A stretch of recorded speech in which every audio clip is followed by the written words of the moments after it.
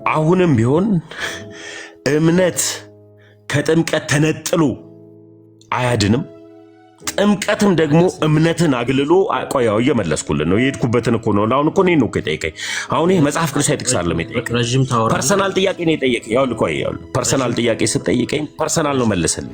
ዳኒ ቆይ አንድ ጊዜ ልንገር ወይ አንተ ቆይ ልንገር ወይ ዳኒ ቅድም ላይ ድል ተሰጥቷል። ቆይ ውጪ ስለሆንኩ ነው ብራዘር፣ አንዴ ላወራ አይደለም። አሁን አንዴ ተረጋጋ። አይ ሚውት አታረገኛ። ሚውት ሳታረገኝ ልንገርህ ከሜሎዝ ጋር ተብሎ ሜሎዝ አየው አይደለ? ተመስገን። በስርዓት ልታወራው። አሁን ወንድምነት እኮ ላወራ ነው አለ። በቃ ያው ሚውት አድርጌያለሁ። ኤርሚ ይቅርታ፣ ሚውት አድርጌያለሁ። ያወራና ከዛ ተቀጥታ ጴጥሮስ ተጠምቋል ወይ ነው ጥያቄ። አሁን ላይ ከሆነ ጴጥሮስ ተጠምቋል ከሆነ አዎ ኦኬ፣ ጴጥሮስ ተጠምቆ ሌላ ነው ማለት ነው። ሐናንያ ጋር ሂድና ሂድ ታጠብ ከኃጢአትህም ነፃ ያለው ሐናንያ ለምንድን ነው? ጴጥሮስ ሶሪ ጳውሎስን ይቅርታ ጳውሎስን ይህን መልእክት የጻፈው ጳውሎስን ይቅርታ። ጥምቀት ወንጌል ነው የሚል አንድም ቦታ ሩብ ቦታ ማግኘት አንችልም። በነገራችሁ ላይ ሩብ ቦታ ማግኘት አንችልም። ወንጌል ጥምቀት እንደሆነ የሚያሳይ አንድም ቦታ የለም። ካልኩኝ ያሳየኝ ነው። አይ አትፈልገኝም ወይ አልልም። ማን የምለውን እኮ እዛም አስገባው እኮ እኔ ቤትም አሁን ትፈልገኛለህ? አሳየኝ። በዚህ ጥምቀት ትፈልገኛለህ? አሳየኝ ቪዲዮ። ጌታ ምስክሬ ነው። ይኸውልህ ኤርሚያስ፣ ጌታ ምስክሬ፣ ይኸው እግዚአብሔር፣ ይኸው ከህይወት መዝገብ ያጥፋኝ፣ ከህይወት መዝገብ ያጥፋኝ እግዚአብሔር። አንተና ብዙን እፈልጋለሁ ብሎ አሁን እሱን አይቼ ነው ከእንቅልፌ የተነሳሁት። አላልኩም። እሺ አሁን በቃ እኔ እናንተ ስለ ጥምቀት እናውራ። እውነተኛውን የኦርቶዶክስ ጥምቀትን እኔ እናውራ። አንዴ ቆይ፣ ወንድምነትን ስሙት። አንዴ ተሜ ፈለገ ወንድምነትን ስሙት። ምንድን ነው እንደዚህ እናድርግና ሁለታችሁም ኦርቶዶክስ ናችሁ።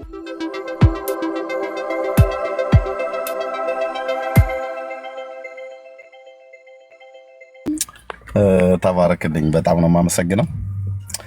ወገኖች ሁላችሁንም ሰላም ብያለሁ።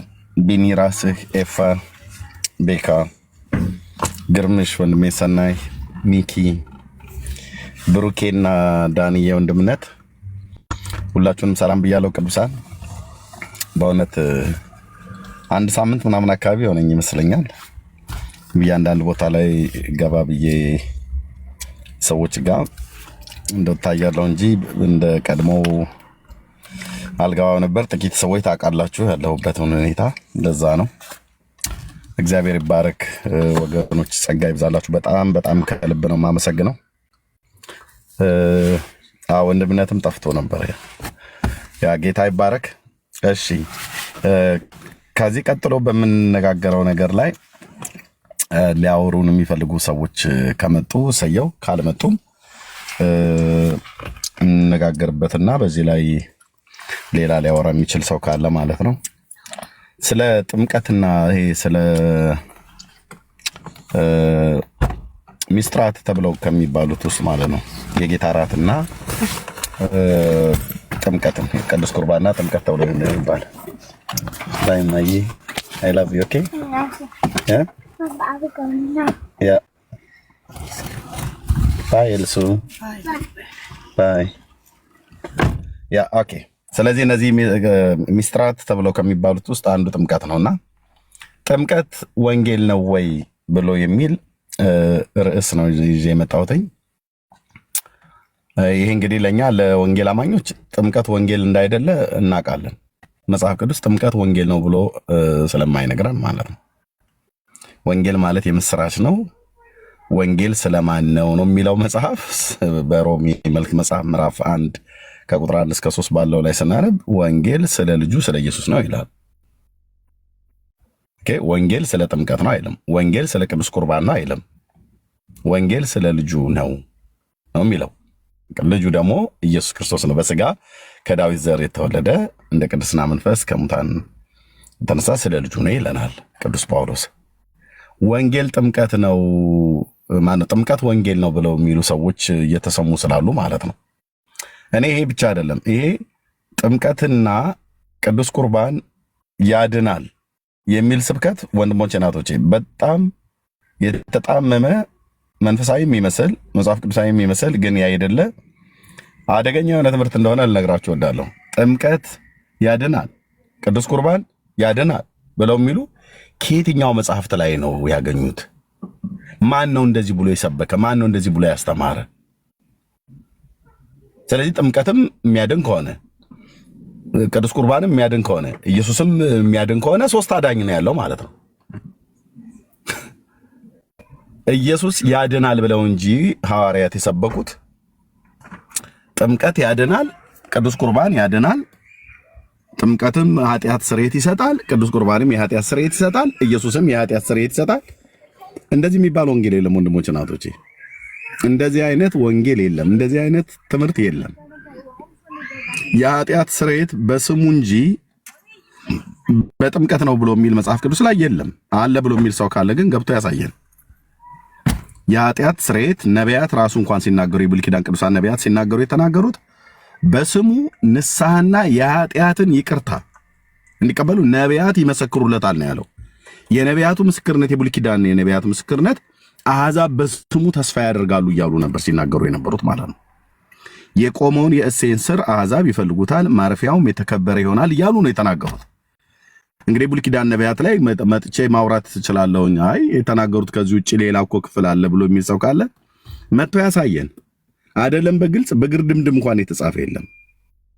የተናገሩት እነሱ የቆመውን የእሴይን ሥር አሕዛብ ይፈልጉታል አለ። ያ የእሴይ ሥር የዳዊት ቁጥቋጥ መሲሁ እንደሆነ መጽሐፍ ቅዱስ በደንብ ግልጽ አድርጎ ይነግረናል። በእርሱ የሚያምን ነው እንግዲህ የኃጢአቱን ይቅርታ ያገኛል ብለው የተናገሩት። የአብርሃምን በረከት በልጁ በክርስቶስ ኢየሱስ በኩል በአብርሃም ልጅ በሆነው በኢየሱስ ክርስቶስ በኩል ወደ አሕዛብ እንዲደርስላቸው ነው ተብሎ የተባለውና የኃጢአት ስርየት ከእግዚአብሔር ልጅ ከጌታ ከኢየሱስ ክርስቶስ ስም ውጪ ሌላ የምታገኝበት የውሃ ጥምቀት የሚሆን የምትበላውም የጌታ እራት ቅዱስ ቁርባን በል በፍጹም አታገኘው። የኃጢአት ስርየት በእግዚአብሔር ልጅ በኢየሱስ ክርስቶስ በስሙ ነው። በስሙም ንስሐና የኃጢአት ስርየት ነው ያለ። የኃጢአት ይቅርታ ስርየት ማለት የግዕዝ ቃል ስለሆነ የኃጢአት ይቅርታ ከኢየሩሳሌም ጀምሮ በአሕዛብ ሁሉ ይሰበካል የተባለ። በቃ በአሕዛብ ሁሉ የተሰበከው በስሙ ንስሐና የኃጢአት ይቅርታ የኃጢአት ስርየት ነው። ስለዚህ በወጡበት ከተሞች በሄዱበት ባለፉበት ባገደሙበት ከተሞች ቅዱሳት ሐዋርያት ማን ያድናል እያሉ ነው የሰበኩት? ኢየሱስ ያድናል እያሉ ነው የሰበኩት። ኢየሱስ ጌታ ነው እያሉ የሰበኩት። ኢየሱስ ያድናል፣ ኢየሱስ ጌታ ነው ብለው የሰበኩት። አንድም ቦታ ላይ ከኢየሱስ ነጥለው ጥምቀት ያድናል ብለው ሲሉ አልተሰማም። እኔ የዘንድሮቹ ከየት አምጥተውት ነው ታዲያ ጥምቀት ያድናል እያሉ ብለው የሚሉ? ኢየሱስን ሳያውቁ ጥምቀትን እናውቃለን፣ ኢየሱስን ሳያውቁ ስለ ጥምቀት እናብራራለን። ያውም ሳያውቁና ሳያምኑ ለተጠመቁበት ጥምቀት እኮ ማለት ነው። ማለት ጥምቀት ብለን ካልነው ማለት ነው ሳያውቁና ሳያምኑ ለተጠመቁት ተጠመቁ ተብሎ እንኳን ይባላል። የሆነ ለተረጩት ውሃ ማለት ነው መረጨት ነው። እና በዚህ ጉዳይ ላይ የሚያስተምሩ ሰዎች ካሉ መምጣት ይችላሉ። ሲገቡ ግን ምንድነው ማድረግ ያለብን? አይ ይሄኛውን መጽሐፍ አታንሳ ይሄኛውን አንሳ የሚባል ነገር ግን የለም። ክልከላ እንዳታረጉ። መጽሐፍቶቹ በሙሉ ነው የሚነሱት። መጽሐፍቶች በሙሉ ነው የሚነሱት። ለዚህ እኮ ነው ኤርሚ ሰው ታዲያ እዚህ ቤት እኮ የማይገባው። አንተ መጽሐፍቶቹን በሙሉ ደርድረህ አምጥተህ እንትን እያወጣህ እየተናገርክ ነው። እና ሰው አይገባም። ላይ ካልገቡ ታች ሆኖ ታፕ ኮፒ ሊንክ ሼር እያደረጉ መስማት ይችላሉ። ይሄንንም ካደረጉ ብፁዓን ናቸው። ግን ይወራ ከተባለ ቤተ እምነቱ በሚያምንበት መጽሐፍት ሁሉ ጭምር ነው። እኔ ጴንጤ ስለሆንኩኝ እኛ ጴንጤዎች ስለሆንን ቤተ እምነታችን በሚያምንበት መጽሐፍ ሁሉ ነው አናግሩን። እንደ አንድ የወንጌላዊ አማኝ ፔንቴኮስታል ነኝ፣ እንደ አንድ የወንጌላዊ እንደ ፕሮቴስታንት ወንጌል አማኝ ቤተ እምነቴ በሚያምንበት መጽሐፍ በሙሉ ነው እናውሩን። ኦኬ የምቀበለውን እቀበላለሁ፣ የማልቀበለውን አልቀበልም ነው ብዬ የምለው። ደስ የሚለው በቃ እንደዚህ ነው። ጴንጤ ጋር ያለው ነገር በቃ እንደ እግዚአብሔር ቃል የሆነውን የምንቀበለው እንቀበላለን። ኢቨን ከዚህ በፊት እንኳን ተናግሬያለሁ። ሉተርን ራሱ ሪፎርሜሽን አባት እንደሆነ እናውቃለን፣ እናምናለን። ሉተር እንኳን የተናገረውን መጽሐፍ ቅዱሳዊ ያልሆነውን አልቀበልም። መድኃኔዓለም ክርስቶስ ምስክሬ ነው፣ አልቀበልም። ይሄ አቋሜ ነው፣ ለዘላለምም አልቀበልም። እንደ እግዚአብሔር ቃል ያላስተማረውን የሉተርን ትምህርት ፔንቴኮስታሉ የሆንን እኛዎች እንዳትቀበሉ። እንደ መጽሐፍ ቅዱስ ያላስተማረውን ሉተር እንዳትቀበሉት። ጌታ ኢየሱስ ምስክር ነው፣ እንዳትቀበሉት። ለምን? እሱ ራሱ እንኳን ባለው መሰረት ሶላ ስክሪፕቹራ ብለን የምናምን መጽሐፍ ቅዱስ ብቻ ብለን የምናምን ሰዎች ራሱ ለምን መጽሐፍ ቅዱስ የማይለውን ሌላ ነገር አስተማረ? ማንም ቢሆን ሉተርም ብቻ አይደለም፣ ማናቸውም ቢሆኑ አንቀበልም። እኔም ብናገር እንዳትቀበሉ፣ ማንንም በዘመናችሁ ቢናገር እንዳትቀበሉ። ጽኑ መሰረታችን የእግዚአብሔር ቃል ነው፣ ብሉይና አዲስ ኪዳን። ስለዚህ ጥምቀት ያድናል ብሎ የሰበከ ሐዋርያ ያለ ወይ? ጥምቀት ወንጌል ነው፣ ዋነኛው ወንጌል ነው። ስለ ወንጌል ትርጉም ያልገባቸው ሰዎች ናቸው እንግዲህ ጥምቀት ወንጌል ነው እያሉ ብለው የሚሉት ማለት ነው። ብራዘር ውሃ ወንጌል ሆኖ አያውቅም። ጥምቀት እንግዲህ በውሃ ነው አይደለ? በባህር በደመናና በባህር ተጠመቁ ብሎ የሚለውን መሸፈን፣ መጋረድ፣ መቀበር ብሎ የሚለው ነውና ብቻ ተረጨውም ተዘፍዘፈውም ዋኝበትም ጥምቀት ወንጌል ሆኖ አያውቅም። ጥምቀት ወንጌል ነው ብለው የሚሏችሁ ሰዎች አዲስ ኑፋቄ እያመጡ ነው። ሐዋርያቱ ያልሰበኩትን ኑፋቄ ማለት ነው። ወንጌል ስለ ልጁ ስለ ኢየሱስ ክርስቶስ ነው፣ አለቀ። ስለ እግዚአብሔር ልጅ ነው ወንጌል። ይህን ልታውቁ ይገባል። ይህን ልናቅ ይገባል። እዚህ ላይ ድርድር የለም። ይሄ ላይ ስላየው በጣም ደስ ብሎኛል። ና ግባ ከቻልክ። ወንጌል ስለ ልጁ ነው ነው ያለው ቅዱስ ጳውሎስ። ወንጌል የምስራች ነው። የምስራቹም አንድ ነው። ክርስቶስ ኢየሱስ ለበደል ለኃጢአትህ ሊሞትልህ አምላክ ሰው ሆነ ነው የምስራቹ። አምላክ ሰው ሆነ። የአብርሃም አምላክ የአብርሃም ልጅ ተብሎ ሊጠራ የራሱ የአብርሃምን ዘር ይዞ በስጋ ተወለደ፣ በስጋ ሞተ፣ በሦስተኛውም ቀን ከሙታን ተነስቶ ሞትን ድል አድርጎ ተነሳ። በስሙም ንስሐና የኃጢአት ይቅርታ ከኢየሩሳሌም ጀምሮ ይሰበካል። ኢየሱስ ያድናል። ኢየሱስ ጌታ ነው። ኢየሱስ ይወዳችኋል። ኢየሱስ ስለ አንተ ሲል ቅጣትህን ተቀጦልሃል እና የምስራች ቅዱስ ገብርኤል መልአኩ እንዳለው ማለት ነው። ገና መወለዱን እንኳን ሲናገር የምስራች ለሕዝብ ሁሉ የሚሆን ታላቅ የምስራች እንነግራችኋለን ያለው። መድኃኒት ክርስቶስ ጌታ የሆነ ተወልዶላችኋል። ስለዚህ ወንጌል ማለት የምስራች ማለት ነው። በየትኛውም ትርጉም ሂድ፣ በግሪኩም በአማርኛውም ሂድ፣ ወንጌል ማለት የምስራች ማለት ነው። በግዕዙ ወንጌል ማለት የምስራች ማለት ነው እንጂ ወንጌል ማለት ጥምቀት ማለት አይደለም። እንዴ ዋናውን ጌታን ትተው እንዴት አንተ ውሃ ጥምቀት ማለት እያቃለል ነው አይደለም? የተጠመቅኩ ሰው ስለሆንኩ ማለት ነው። እንዴት ኢየሱስ ያድናል ብለው ሐዋርያቱ በሰበኩበት እንዴት ጥምቀት ያድናል ብለህ ትሰብካለህ? ብራዘር ያ ደግሞ ብለህ የምትለው ሰውዬ እኮ ይሄን ብሎ የሚለውም ሰውዬ ኢየሱስን እኮ አምኖ አይደለም የተጠመቀው። እንኳን ሊያምነው አይደለም አያውቀውም። በስምም ሳያውቀው ነው የተጠመቀው። ተጠመቀ ጥምቀት ብሎ በሚለው እንያዝላቸውና ማለት ነው። ጥምቀት ወንጌል ነው። ይሄን ነው የምንነጋገርበት። ጸጋ ይብዛላችሁ። እዚህ በጣም ብዙ ሀያላን ስላሉ ሜላይ እንኳን ደህና መጣህ። ድምጽ ልስማ፣ ሰላም በለ። ከዛ ብርክዬ ቤቱን ምራውን የውጭ ነኝ ያለሁት ልጆቼን ትምህርት ቤት ላደርስ መጥቼ ግን ጌታ ይረዳናል። ጸጋ ይብዛላችሁ። ተባረክ። ሜላይ እንኳን ደህና መጣህ። እንኳን ደህና ቆየኝ ኤርሚ። ሰላም ብያለሁ። እንዴት ናችሁ ወንድሞች እህቶች? ሁላችሁንም ጌታ ጸጋና ሰላም ይብዛላችሁ። ስላገኘኋችሁ ደስ ብሎኛል። ደግሞ ወሳኝ ርዕስ ነው። ተባረኩ። ቴንኪዩ ሜላ ተባረክልን። ብርኬ አለ መምራት ትችላለህ ቤቱን? አለው ኤርሚ አለው። በቃ ወገኖች እዚህ ያሉ በሙሉ ይናገሩበት ስጣቸው። ሌሎች የሚገቡም ካሉ በየመካከል ላይ እናስገባለን። ተባረኩ። ቆይታ እናደርጋለን። ወንጌል ስለ ልጁ ነው እንጂ ወንጌል ጥምቀት አይደለም። ጥምቀት ነው ብሎ የሚል ሰው ካለ፣ ወንጌል ማለት ቅዱስ ቁርባን ነው ብሎ የሚል ሰው ካለ ይምጣ። ወንጌል ማለት ሌላት ሚስጥራቶችንም ነው ብሎ የሚል ሰው ካለ ይምጣና ያውራን ለማለት እንወዳለን። ተባረክ ወንድምነት፣ ቀጥል። ቴንኪዩ። እሺ ተባረክ ኤርሚ። ሼሩ ይቀጥል፣ ታብታቡ ይቀጥል፣ ሰዎች ጋር በደንብ ቫይራል እንዲሆን እንዲደርስ ማለት ነው ላይቫችን። ጌታ ይባርካችሁ። ሜላ ስላየነ ስለተመለስክ ደስ ብሎናል። ተባረክ።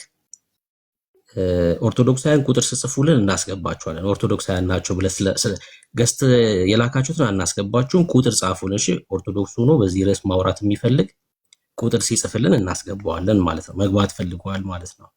እንደዛ ሶሪ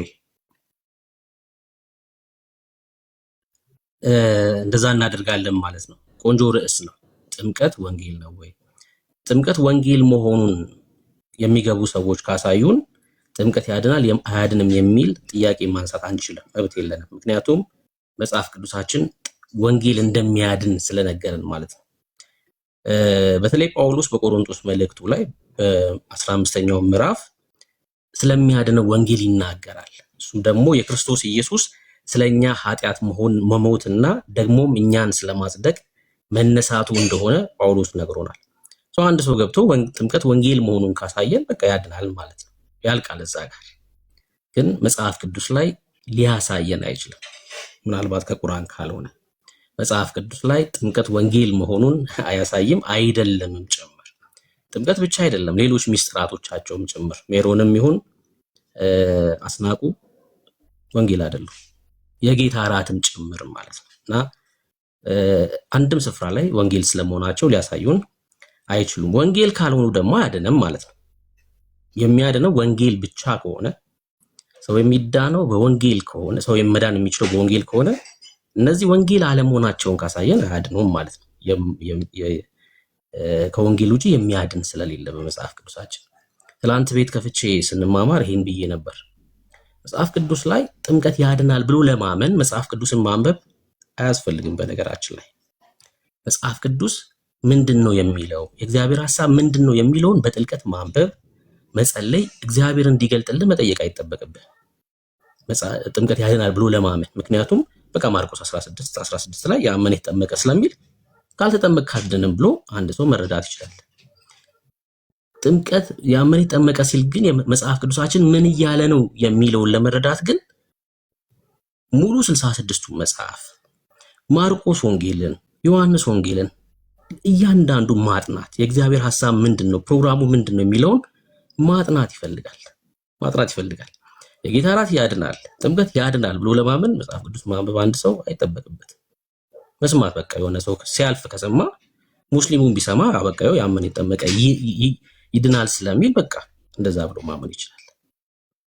ጥምቀት እንደማያድን ለማመን ግን መጽሐፍ ቅዱስን በጥልቀት ማጥናት ይፈልጋል። መረዳት ይፈልጋል፣ መገለጥ ይፈልጋል።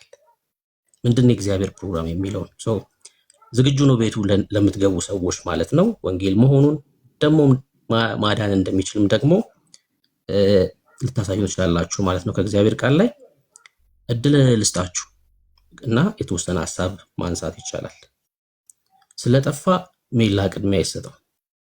እንኳን ደህና መጣክ። በርዕሱ ላይ የተወሰነ ሐሳብ አንሳበት ሜላ።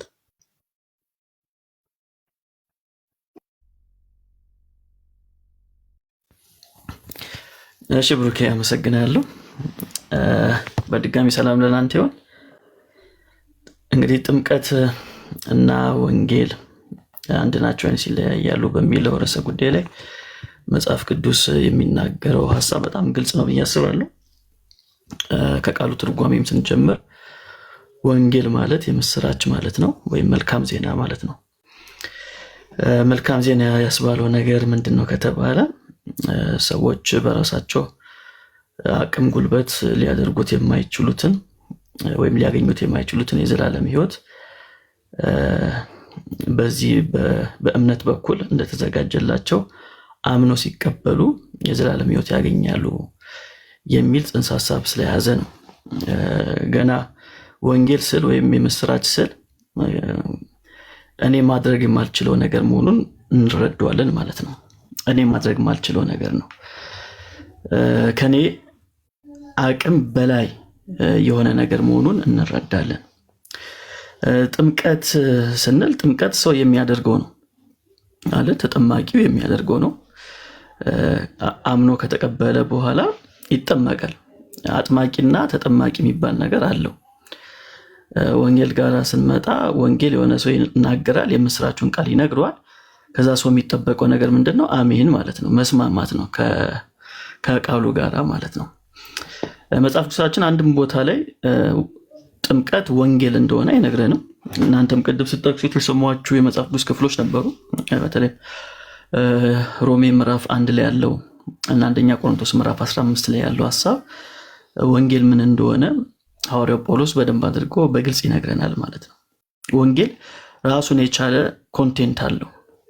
ያ ምንድነው ከተባለ በተለይ አንደኛ ቆሮንቶስ ምዕራፍ 15 ላይ ጌታችን ኢየሱስ ክርስቶስ እንደሞተ ወይም እንደተሰቀለ ከዛ በኋላ ደግሞ ከሙታን ተለይቶ እንደተነሳ የሚናገር ነው።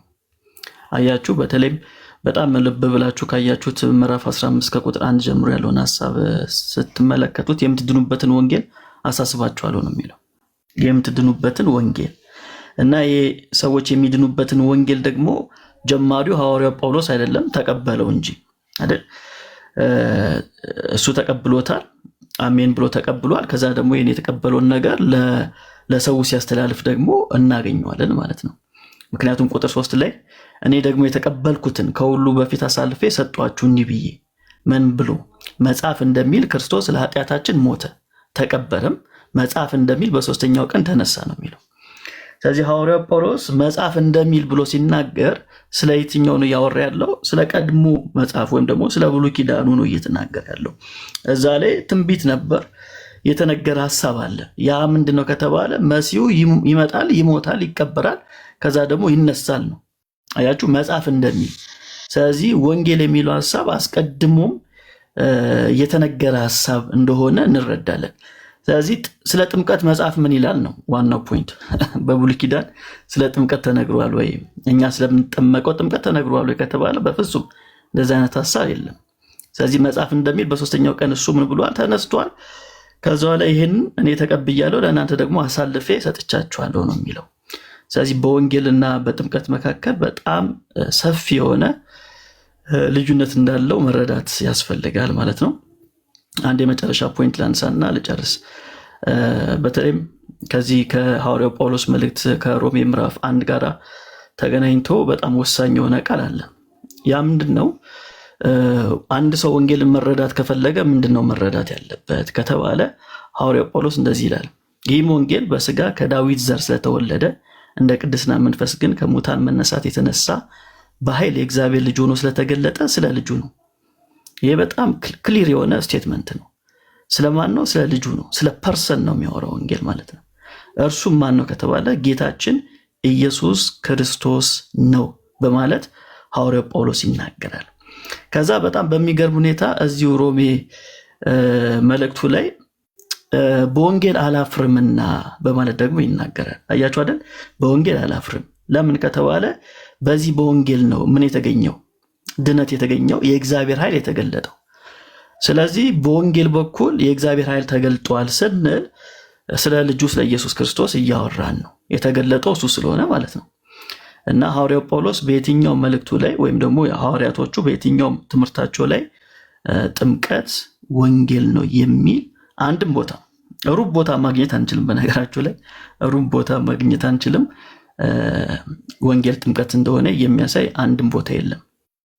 አለ የሚል ሰው ካለ እንግዲህ ለመስማት በጣም ዝግጁ ነን። በኋላ ላይ ጨምራለሁ ሀሳብ። ቴንክ ዩ ብሩኬ። ቴንክ ዩ ወንድምነት ሜላይ። ማስታወቂያ ለመናገር ብዬ ነው ብርኪ፣ በጣም ይቅርታ ዘግይታችሁ የመጣችሁ ሰዎች ሁላችሁንም ሰላም ብያለሁኝ።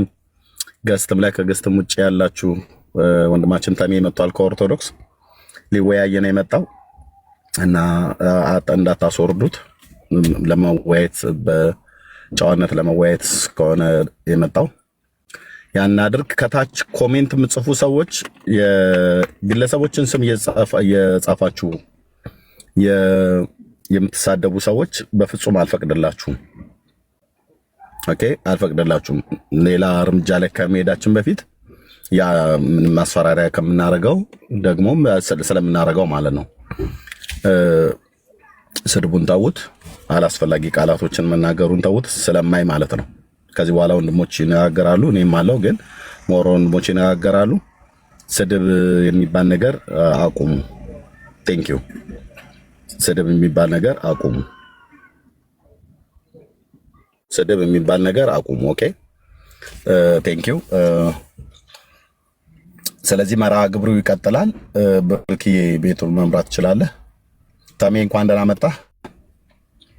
ለመወያየት ስለመጣ ቴንክ ዩ። እርሚ እንዴት ነህ? ሁሉ ሰላም? ደህና ነን፣ እግዚአብሔር ይመስገን። ሁላችሁንም ሰላም ብያለሁ። እግዚአብሔር ይመስገን። አሜን። እንኳን ደህና መጣ ብርክዬ። በቃ እንኳን ቤቱን ምራው፣ ቀጥሉ። ቴንክ ዩ ሜላ፣ ተባረኩ፣ ጸጋ ይብዛላችሁ። እሺ እርሜ፣ ጌታ ይባርክ። ሜላ፣ ጌታ ዘመንን ይባርክ። ተመስገን። እንኳን ደህና መጣክ። እንኳን ደህና ቆየኝ። ሁሉ ሰላም። ክብር ለኢየሱስ ይሁን። ጥምቀት ወንጌል ነው ብለህ ታምናለህ? እንዲሁ ደረቅ የሆነ ጥያቄ ከሆነ ወንጌል ምንድን ነው ከተባለ ስለ ኢየሱስ ክርስቶስ ሕይወት ወይም ደግሞ ትንሣኤና ሙታንነቱን የሚናገር ነው። ወንጌል ያ ነው። እሺ፣ ጥያቄን ድጋሜ ልጠይቅ። ጥምቀት ወንጌል ነው ብለህ ታምናለህ ወይስ አታምንም? እንደዚህ መጽሐፍ ቅዱስ ላይ ጥምቀትን ወንጌል ነው ብሎ አያስቀምጠውም። ወንጌል ብሎ ግን የሚያስቀምጠው ምንድን ነው ከተባለ ስለ ኢየሱስ ክርስቶስ ሕይወትና ትምህርት፣ ሞትና ትንሣኤ የሚገኝበት መሆኑን ነው የሚናገረው መጽሐፍ ቅዱስ። እሺ፣ ወንጌል ስለማን ነው አይደለም ጥያቄ። ጥምቀት ወንጌል ነው ብለህ ታምናለህ ወይስ አታምንም አንተ? ብሩክ መልሱ ልክ አይደለም። አይ አምናለሁ ወይም አላምንም እንድትለኝ ነው ሐሳብ። እንደሱማ እኮ ጥምቀት አሁን ተለይቶ እምነት ወንጌል ነው ካልክ እምነት ወንጌል አይደለም። ስለዚህ አሁን የኔ ጥያቄ እኮ ገብቶኛል። ጥምቀት ወንጌል ነው ከተባለ ወንጌል ስለ ኢየሱስ ክርስቶስ ሕይወትነት ወይም ደግሞ ትንሣኤ ሙታንነቱን መመስከር ማመን ነው ወይም ደግሞ መከተል ነው። ስለዚህ ወንጌል ኢየሱስ ነው። ያ ማለት ጥምቀት ወንጌል ነው ብለህ አታምንም ማለት ነው። እምነትም ወንጌል አይደለም። ስለዚህ ጥምቀትን ወንጌል ነው ብሎ አላስቀመጠውም። አልጠየቅኩም። አያስቀምጠው። ያ ማለት ጥምቀት ወንጌል ነው ብለህ አታምንም። እሺ ዳኒ አለክ እድል ልስጥክ።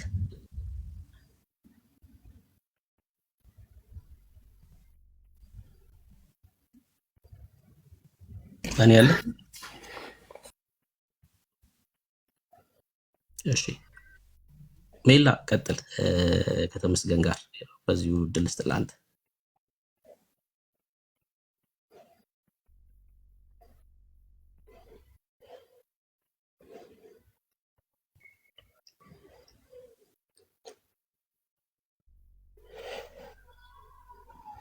እሺ አልቻሉም ወንድሞች፣ ከኔ ጋር እንቀጥል።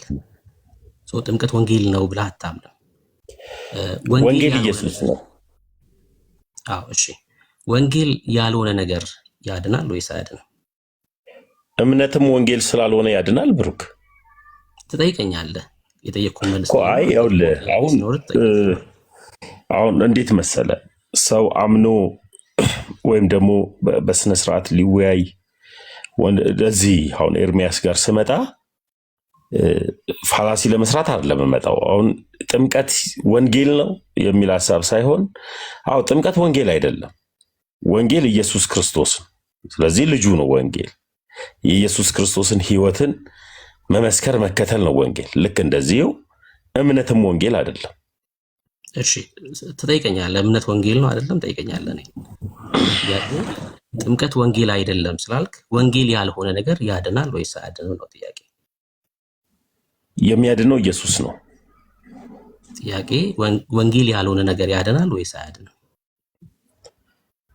ወንጌል ስለ ልጁ ስለሆነ የሚያድነው ኢየሱስ ነው። ወንጌል ያልሆነ ነገር ያድናል ወይስ አያድንም? ለምሳሌ ያክል ወንጌል ያልሆነ ነገር ሰይጣን አያድንም፣ የዘላለም ሕይወት አይሰጥም። አይ እኔ ጥምቀት ወንጌል አይደለም ስላልከኝ ጥያቄ ከጥምቀት ጋር የተያያዘ ነው። ወንጌል ያልሆነ ነገር ያድናል ወይስ አያድንም? መልካም። ድንገት ጥምቀት ያድናል ከሆነ ሀሳቡ ጥምቀት ተነጥሎ ብቻውን አያድንም። አይ እኔ ጥምቀት ያድናል አይደለም፣ እሱ አይደለም ጥያቄ። ወንጌል ያልሆነ ነገር ያድናል ወይስ አያድንም? ወንጌሌቱ ወንጌል ያልሆነ ነገር ያድናል ወይስ አያድንም? እኮ የትኛው ወንጌል አልገባኝም እያልከኝ ያለ። ወንጌል ያድናል እኮ አልኩህ እኮ። ወንጌል ያድናል ወይ ብዬ ብጠይቅህ የትኛው ወንጌል ትለኛለህ? ያልሆነ ነገር ነው እያልኩ ያለሁት። ወንጌል ያልሆነ ነገር ያድናል ምን እኮ ያልሆነ ነገር ስትለኝ አላወቅኩትም። ያልሆነ ነገር የሚል ሀሳቡ ስላልገባኝ ሀሳቡ ለምሳሌ ጥምቀት ወንጌል አይደለም አልከኝ አንተ። ጥምቀት ወንጌል ምንድን ነው ከሆነ ወንጌል ምንድን ነው ከሆነ ርዕሱ ወንጌል ስለ ልጁ ነው። አልጠየቅኩም፣ እሱ አይደለም ጥያቄ። ጥምቀት ወንጌል ነው ወይ ብዬ ስጠይቅህ አይደለም አልከኝ። ወንጌል ያልሆነ ጥምቀት ያድናል ወይ ነው ጥያቄው። ወንጌል ያልሆነ ነገር ያድናል። አሁን ጥሩ ጥያቄ እንትን አልከኝ። ወንጌል ያልሆነ ጥምቀት ያድናል። ተሜ ደስ የሚል ጥያቄ። ወንጌል ያልሆነ ጥምቀት አያድንም። ወንጌል የሆነው ግን ጥምቀት ግን ያድናል። ያ ማለት ምን ማለት ነው? ወንጌል ጥምቀት ብቻውን ተነጥሎ የዘላለም ሕይወት አይሰጥም። ሰው በልቡ አምኖ በአፉ መስክሮ ክርስቶስ ኢየሱስን ሰው ከውሃና ከመንፈስ ካልተወለደ በቀር የዘላለም ሕይወት ስለማያገኝ ከውሃም ከመንፈስም መዳን መወለድ ስላለበት ዳግማዊ መወለድ ስላለበት ሰው እውነት ነው አምኖ ተጠምቆ ይድናል። ወንጌል የሆነው ጥምቀት ያድናል ስትል ሰምቻለሁ። ወንጌል የሆነውን ጥምቀት ከእግዚአብሔር ቃል ላይ ያሳየኝ እስኪ። ጥምቀት ወንጌል ስለመሆኑ የሚናገር ክፍል ማለት ነው። እሺ ማርቆስ 16:16 አውጣልኝ እስኪ። ያመነ ይጠመቅ ይድናል፣ ያላመነ ግን እሺ እኮ አውጣውና ሐሳቡን አውጣውና ከዚህ የተለየ የሚል ከሆነ ትነግረኛለህ። ያመነ ይጠመቅም ይድናል፣ ያላመነ ግን ይፈረድበታል ይላል። እሺ ምን ልትለኝ ነው? እስቲ አንብበው፣ ሐሳቡን በደንብ አንብበው ብሩኬ። ያመነ ይጠመቅም ይድናል፣ ፊደሏንም ጭምር እንድታነበልኝ ፈልጌ እኮ እየሰማ ስላልሆነ እኮ ነው። ያመነ ይጠመቅም ይድናል፣ ያላመነ ግን ይፈረድበታል ይላል። እንደዛ አይደለም ይለው። አንብበው፣ ፊደሉን ይዘው አንብበው። ፊደሉ እኮ አይደለም አንብበው። ፊደሉ የሚለው ወዳጄ ያመነ የተጠመቀም ይድናል፣ ያላመነ ግን ይፈረድ። አንተ ግን ያልከው ያመነ የተጠመቀ ይድናል ነው ያልከው። እንደሱ ሳይሆን ቃሉ የሚለው ያመነ የተጠመቀም ይድናል፣ ያላመነ ግን ይፈረድበታል ነው የሚለው። ስለዚህ ለምን ገባች እዛ መጽሐፏ ላይ? እሺ ሰምቻለሁ። አንደኛ ያመነ የተጠመቀ አይደለም ያልኩት ስላልሰማክ ነው። ግን ለምን ገባ አልገባም አይደለም፣ እሱ አይደለም ጉዳዩ። ጥምቀት ወንጌል ነው የሚለውን ሐሳብ አሳየኝ ነው ያልኩት እኮ። ጥምቀት ወንጌል ነው የሚል ሐሳብ አላመጣውም። ድንገት የጠየከኝን ጥያቄ ደግመው እስኪ ለራስህ ንገረኝ። ምን ብለህ ነበር የጠየከኝ? ጥምቀት ያድናል የሚልበትን ሐሳብን እስኪ ጥምቀት ያድናል የሚል ሐሳብን ከመጽሐፍ ቅዱስ አሳየኝ ያልከኝ። እሱ አንተ ጭንቅላት ውስጥ የተፈጠረ ጥያቄ ነው። ጥያቄ አይደለም ያልከው ጥያቄን አልገባህም ማለት ነው ብሩኬ። የኔ ጥያቄ እሺ ስማኝ። እሺ እሺ የሚያድን ጥምቀት ወንጌል የሆነ ጥምቀት አለ አልክ። ወንጌል የሆነ ጥምቀት አለ። ወንጌል የሆነውን ጥምቀት ከመጽሐፍ ቅዱስ ላይ ያሳየኝ። ያ ማለት ጥምቀት ወንጌል ስለመሆኑ የሚያሳይ ጥቅስ ስጠኝ ነው እያልኩ ያለሁት። ወንጌልን የሚያምን ሰው ይጠመቃል ብሩክ? አይ መልስልኝና ትጠይቃለህ እኮ። ይኸው አሁን መልሱ እዚች ጋር ወንጌልን የሚያምን ሰው ይጠመቃል። ጥያቄ አሁን የጥያቄ ሰዓት ላይ አይደለም። እሱንማ እኛ የምንፈጽመው ተግባር ነው። ግን ጥምቀት ወንጌል ስለመሆኑ የሚያሳይ የመጽሐፍ ቅዱስ ጥቅስ እኮ እየመለስኩ እኮ ነው እኮ ብሩኬ። ለመሰለ እዛ ጋር አሁን የማርቆስ ወንጌልን አንስቼ ስነግር ያመነ የተጠመቀ ይድናል ስትለኝ አይልም ቃሉ አሉ ለሚባል ቃሉ ስለማይል ነው እኮ። እሱ አይደለም ጥያቄ። ጥምቀት ወንጌል መሆኑን የሚያሳይ የመጽሐፍ ቅዱስ ጥቅስ ይኸው የወንጌል መጽሐፍ ውስጥ ካለውስ መካከል የማርቆስ ወንጌል ምዕራፍ 16 አውጣውልን። ሌላም ደግሞ ከወንጌላት መጽሐፍት ወጥተ ደግሞ አዲስ ኪዳን የተመሰረተበት ላይ ደግሞ ከሐዋርያት ሥራ ንገረኝ ካልከኝ ደግሞ ሐዋርያት ሥራ ምዕራፍ 2 ቁጥር 38ንም ሰጣለሁ። ወንጌላት ላይ ስለ ጥምቀት የተነገረውን ክፍል አሳየኝ አይደለም ጥያቄ። ወንጌል ነው ይኸውልህ። ኦኬ ጥምቀት ወንጌል ነው እያልክ ስለሆነ ጥምቀት ወንጌል መሆኑን የሚያሳይ የመጽሐፍ ቅዱስ ጥቅስ ነው። ጥያቄ በጣም ግልጽ ነው ጥያቄ እኮ። ስለዚህ ወንጌላት ላይ ጥምቀት የለም ብሩክ። ጥያቄ እሱ አይደለም። አየህ እኔ ወንጌላት ላይማ ስለ ሰይጣንም ተጽፏል፣ ስለ ሰዎች ተጽፏል እኮ። ሰይጣንን ግን ያድናል ተብሎ አልተጻፈማ ወንጌል ላይ። እሱ አይደለም ጥያቄ ወዳጅ። ጥምቀትን ግን ያድናል ብሎ በድፍረት አስቀምጦታል መጽሐፍ። እናወራለን፣ እሱ ጋር መተን እናወራለን። ጥያቄ ግን ሰይጣን ያድናል ብሩክ? እሺ ጥያቄ ምንድነው? ጥምቀት ወንጌል ነው የሚል የመጽሐፍ ቅዱስ ጥቅስ። እኔ ምን ነበር የመጀመሪያ ጥምቀት ወንጌል ነው የሚል ጥያቄ ስጠይቅ ምን ብዬ መለስኩልህ? መጀመሪያ አይደለም ብለህ ነበር። ከዛ ግን ወንጌል ግን ምንድነው ብዬ መለስኩልህ? ሶሪ አንዴ ስማ። ወንጌል የሆነ ጥምቀት አለ ብለሃል። ለሱ ማስረጃ ወንጌል የሆነ ጥምቀት አለ ስላልከኝ ጥምቀት ወንጌል መሆኑን የሚያሳይ የመጽሐፍ ቅዱስ ጥቅስ። መልካም ያውልህ። አሁን ልመልስልህ ብሩኬ። ወንጌል ላይ ጥምቀት አለ የሚል ሐሳብን ያነሳሁት ያንን አድርጌ ሳነሳ ከምን አንጻር ነው? መጽሐፍ ቅዱስ ላይ ስላለ ነው። ቀጥሎ ግን ወንጌል ስለምንድን ነው ከተባለ ስለ ልጁ ስለ ክርስቶስ ኢየሱስ ነው። ኢየሱስ ክርስቶስን ሙትና ትንሣኤውን ማመን ያ ነው ወንጌል። ስለዚህ ልክ እንደዚሁ ጥምቀት የሚል ሐሳብ መጽሐፍ ቅዱስ ላይ አለ ወይ የሚል ከሆነ አዎ ለሚባል እምነትም ወንጌል ስላልሆነ ልክ እንደዚሁ ጥምቀትንም ወንጌል ነው ብሎ መጽሐፍ ቅዱስ እንዳላስቀመጠ ሁሉ ግን ወንጌል የሆነውን እውነት ለማመን አምኖ መጠመቅ መዳን ምክንያት ነው በሚል መጽሐፍ ቅዱሳዊ ጥቅስ ሰጥቻለሁ። መልካም። እምነትን በተደጋጋሚ ስላነሳክ ማለት ነው። እምነት ማለት ጸጋን የምንቀበልበት ነው አይደል? እምነት ጸጋን የምንቀበልበት ከሆነ እምነት ያድናል ያሉት? አዎ ወይም አይ እንድትለኝ ነው። እምነት ጸጋን የምንቀበልበት ነው ወይስ አይደለም? እንደሱ ከሆነ ስለምን ተጠመቅክ ብሩኬ? አንተ እምነት ጸጋን የምንቀበልበት ነው ወይስ አይደለም? ጥምቀትንም ፕሮቴስታንቶች ጸጋን መካፈያ ነው ብሎ ነው የሚያምኑ። አንተ ለምን ተጠመቅ? እሺ ድምጽ ታፍኗል። ጥያቄ ምንድነው? እምነት እሺ ያው ልንገርህ፣ ይኸው መልሱን እኮ ልመልስልህ ነው። አንተ አሁን ታፍኗል ድምጼ፣ ድንገት ስፒከሩን ሳላቃፍ ተሰማል። ልክ እንደዚሁ እምነት ጸጋ የምትካፈልበት ከሆነ ጥምቀትንም በፕሮቴስታንቶች ጸጋን መካፈያ ነው ተብሎ ነው የሚታመነው። አንተ ለምን ትጠመቃለህ? ጸጋን ለመካፈል ነው የምትጠመቀው? መጽሐፍ ቅዱስ ላይ ያለውን ሐሳብ እያወራን ስለሆነ ከሱ ላይ ተሰጠኛለን ይምሰጣለሁ። ጥያቄ አይ ፕሮቴስታንቶች ለምን ትጠመቃላችሁ የሚል ወይም ደግሞ የፕሮቴስታንቶች አስተምህሮ ላይ ድንገት አንተ አዲስ ጴንጤ ስለሆንክ ነው ብዙ ስለማታውቅ ነው። ጴንጤዎች ጥምቀትን ጸጋን የምንካፈልበት እውነት ነው ብለው ያምናሉ። እንኳን ጥምቀትን ብቻ አይደለም የጌታን እራትን ጭምር ጸጋን መካፈያ ነው ብለው ነው የሚያምኑት። ያው ብዙም ላታውቅ ስለምችል ነገርኩ። ችግር የለውም ታሳየኝ፣ አንተ ታሳየኛለህ። ችግር የለውም እኮ አሳያለሁ። አይ አውቀዋለሁ፣ የእያንዳንዱን የቸርቹን ታሪክ እነግርሃለሁ። ችግር የለውም ትነግረኛለህ። እሺ ጥያቄ ምንድነው? እምነት ጸጋን የምንቀበልበት ነው ወይስ አይደለም? ጥያቄ እምነት ጸጋን የምንቀበልበት ነው።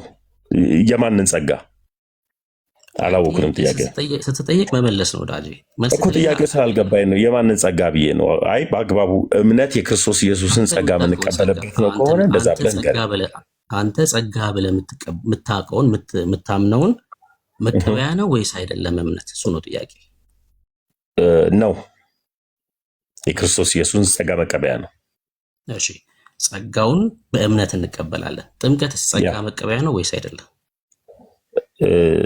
ጥምቀት ነው ማስረጃ ከእግዚአብሔር ቃል ላይ ጸጋውን በጥምቀት ትቀበላላችሁ የሚል የመጽሐፍ ቅዱስ ማስረጃ። ለጸጋው በእምነት አድኗቸዋል የሚል ጥቅስ አለ አይደለ? ልክ እንደዚሁ ደግሞ እስኪ ሐዋርያት ሥራ ምዕራፍ 2 ቁጥር 38 አንብብልኝ አንድ ጊዜ። ጥያቄ እኔ ይኸው ጥቅስ ሰጠው እኮ ጥቅስ እኮ ነው የጠየቀኝ እኮ ብሩኬ። አንብበው መጽሐፍ ቅዱስ እጅ ላይ ከሌላ አነበዋለሁ። አንብበውና ከዛ ጥያቄ ጠይቃለሁ። እዛ ክፍል ላይ ንስሐ ግቡ ሁላችሁም በኢየሱስ ክርስቶስ ስም ትጠመቁ ስለ ኃጢአትም ስርየት ይላል። ወይ መጽሐፍ ቅዱስን አንተ እጅ ላይ ካለ ሙሉውን ማንበብ ትችላለህ። እሺ ምንድነው የጠየቁክ? ጸጋ ከኃጢአት መንጻት አይደል? ጥምቀት ያ አስፈላጊነት ስላለው ማለት ነው። አይ ምንድነው የጠየቁህ? እኔ ጥምቀት ጸጋ ነው የሚል። እሺ እንግዲህ ያው በስዕል ካልሆነ አይረዳም ማለት ነው ጥያቄ። እኔ ጥምቀት ጸጋ ነው ወይ ጥያቄ አልጠየቁትም። ጸጋውን በጥምቀት ትቀበላላችሁ እጅ ላይ መጽሐፍ ቅዱስ አለ? መጽሐፍ ቅዱስ አለ እጅ ላይ? አንድ ጊዜ ምንድነው የጠየቁህ? እሺ ጥያቄውን መጀመሪያ። አይ መጽሐፍ ቅዱስ እጅ ላይ አለ ብሩክ? ጥያቄው ምንድነው? ደግመህ ንገረኝ። ጥያቄ ምንድነው? እሺ መጽሐፍ ቅዱስ አለ እጅ ላይ? እሺ አለ። መጽሐፍ ቅዱስ እጅ ላይ አለ። ጥያቄ አውጣው ጥቅሱ። አውጣው ጥቅሱ።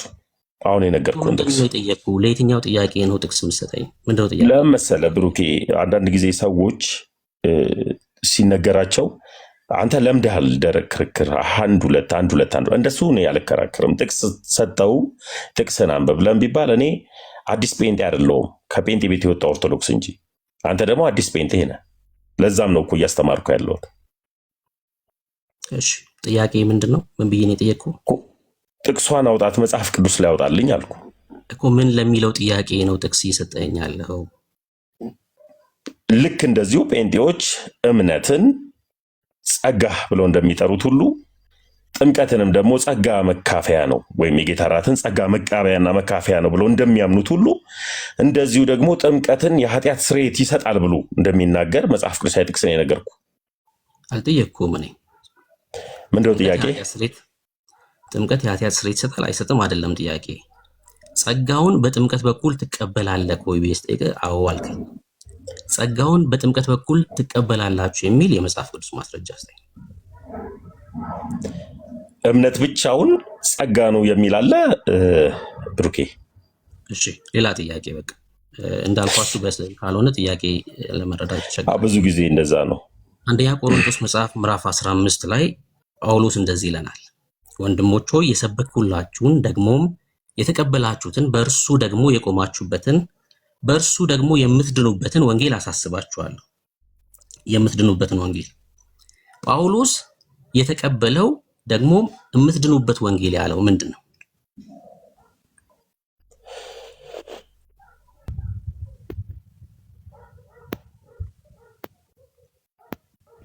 እኔ የሚጠይቀኝ አትሰማም እያወራ ከሆነ ነበርኩ ልበል። እሺ አሁን መጣል አንብበዋ ጥቅሱን ብሩክ። መጽሐፍ ቅዱስ እኮ ነው የከፈትከው። ይኸው እሺ ላንብብልህ። አንብቤ ነው የጠየቅኩህ። አንብበውና ጥቅሱን አንደኛ ቆሮንቶስ ምዕራፍ 15 ምን ይላል? ቁጥር 1 ላይ ወንድሞች ሆይ የሰበኩላችሁን ደግሞም የተቀበልኩትን ከዛ በእርሱም ደግሞ የቆማችሁበትን ወንጌል ደግሞም የምትድኑበትን ወንጌል አሳስባችኋለሁ። ጳውሎስ የተቀበልኩትን ከጌታ ነው የተቀበልኩት ብሎናል በገላትያ መጽሐፉ ላይ። ከጌታ የተቀበለው ወንጌል ደግሞም የሚያድነው ምንድን ነው ነው ጥያቄ። ወንጌል ነው እኮ። ምን አይነት ወንጌል? ክርስቶስ ኢየሱስን ሞትና ትንሣኤው ማመን። ኦኬ። ከዚህ ውጭ የተቀበለው ወንጌል አለ ጳውሎስ? እሱማ ኢየሱስን መቀበል ነው ወንጌል። ከዚህ ውጭ ጳውሎስ ያድናል ብሎ የሰበከው የተቀበለው ወንጌል አለ ወይ ነው ጥያቄ። እስኪ ድንገት ጴጥሮስ ላይ ጳውሎስ አልደረሰ ይሆን? ደግሞ እቺን ደግሞ አንተ ደግሞ አንብብልኝ እስኪ አንደኛ ጴጥሮስ 3:21 እስኪ አንብብልኝ። ድንገት ጳውሎስ ካልደረሰበት አንተ የደረስክበት ጳውሎስ ያልደረሰበት መጽሐፍ ቅዱስ ጥቅስ ላይ ካለ አንደኛ ጴጥሮስ 3:21 እስኪ አንብብልኝ። ለጥያቄ መልስ የለውም ማለት ነው እኮ አይደለም። ዶክትሪን በአንድ ጥቅስ አይመሰረትም። ምን አድርጌ እንደምነግርህ አላውቅም። በሰባት ጥቅስ አንተ በአንድ ጥቅስ ያውልህ ልክ በአንድ ጥቅስ ዶክትሪን እንደሚመሰረት አድርገህ እንዳታስብ ስታስበውና ልክ እንደዚሁ አንተ የደረስክበት ጳውሎስ ያልደረሰበት መጽሐፍ ቅዱሳዊ ጥቅስ ካለ ድንገት ይሄንን ጳውሎስ ተሳስቶ በህልም ወይም በህልሙ ወይም ደግሞ ተኝቶ ከሆነ የተናገረው አንደኛ ጴጥሮስ 3:21 እስኪ አንብበው። ጳውሎስ አንተ ልክ ጥቅስ እንደሰጠኝ ይሄንን አንብበው እስኪ። እሺ ሌላ ጥያቄ የክርስቶስ ለምን እንዳትሄድ ቆይ እቺን አንብብልኝ መጀመሪያ እስኪ ጥቅሷን አንብብልኝ። አንተ የምትፈልገውን እንድጠይቀኝ እድል ሰጥሃለሁ። ግን እኔ እኮ እየመለስኩላል ብሩኬ። አንድ ጊዜ አንደኛ ጴጥሮስ 3:21 እስኪ አንብብልኝ አነብልህ ለወቃት ሻምብባት የገባው ልትመልስ ስለሆነ ልመልስም ልጠይቅም ነው እንጂ የገባሁት መመለስ አልችልም ካልክ ግን ትጠይቃለህ። አንተ እድል ሰጥሃለሁ። ያ አይደለም አይውልህ። አሁን ለምሳሌ ያክል አንተ በአንድ ጥቅስ ዶክትሪን እንደመሰረት ሁሉ እኔ ደግሞ በአንድ ጥቅስ የሚመሰረት ዶክትሪን የለኝም። ስለዚህ ድንገት ጳውሎስ ተሳስቶ ከሆነ ከጻፈው እዚህ ጋር አንደኛ ጴጥሮስን 3:21 እስኪ አንብበው ነው ያልኩት እኔ። እሺ የመጨረሻ ጥያቄ ይሄ ልጠይቅና አንተ እንድጠይቅ ፈቅድልሃለሁ። እሺ የክርስቶስ ኢየሱስ ስም የኃጢአት ስርየት ይሰጣል ወይስ አይሰጥም? ይሰጣል። ሰው በክርስቶስ ኢየሱስ ሲያምን የኃጢአት ስርየት ያገኛል ወይስ አያገኝም? ያገኛል። ሰው በክርስቶስ ኢየሱስ ሲያምን የኃጢአት ስርየት ያገኛል ካልከኝ የሚጠመቀው የኃጢአት ስርየት ያገኘ ሰው ነው ማለት ነው። አቲዳ አሁን ያውልህ ልጠይቅ የመጨረሻ ጥያቄ አለ ያልከኝ ብሩክ። አይመልስልህ። ለጠየቀኝ ጥያቄ ቆይ ያውልህ ለጠየቀኝ ጥያቄ በአግባቡ ቆይ አንድ ጊዜ ለጠየቀኝ ጥያቄ በጠቅላላ በአግባቡ ሾርት የሆነ መልስ መልሼልሃለሁ። ልክ ደግሞ እኔ እቺን ጥያቄ ልጠይቅህና አንተ ምን አልከኝ ትጠይቀኛለህ አልከኝ። አሁን ደግሞ እኔ ደግሞ ልጠይቅህ መለስኩልህ። ያገኛል አግኝቷል አይደለም። ሰው በክርስቶስ ኢየሱስ ስም የኃጢአት ስርየት ያገኛል አልኩ። ሰው በክርስቶስ ኢየሱስ ስም ለጠየቀኝ ሁሉ በአግባቡ መልሻለሁ አይደል? ለምን እንደው ጥያቄ የምትፈራው? አልመለስክም። ጥያቄን መለስኩት። ያገኛል በቃ የማይብራራ መልስ ነው የመለስኩት እኮ። አልጨረስኩም ጥያቄን። እዚሁ ላይ ጥያቄ በክርስቶስ ኢየሱስ ሰው ሲያምን የኃጢአት ስርየት ያገኛል ብለኸኛል። ያ ማለት አዎ ያገኛል። የሚጠመቅ ሰው የኃጢአት ስርየት ያገኘ ነው ማለት ነው።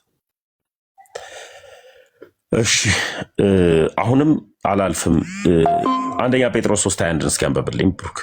ጥያቄ መልስልኝ። ጥያቄ መልስና እቺን ለምን እንደው አንተ ፈራት? ጥቅሷን ለምን ፈራት? ጴጥሮስ ላይ ያለችዋል። መልካም ጴጥሮስ ላይ ያለችዋል ዝለላት። እሺ ጴጥሮስ ላይ ያለችዋል ዝለላትና ሐዋርያት ሥራ ላይ ያለችዋን 25 ሐዋርያት ሥራ 2:38 እስኪ አንብብልኝ።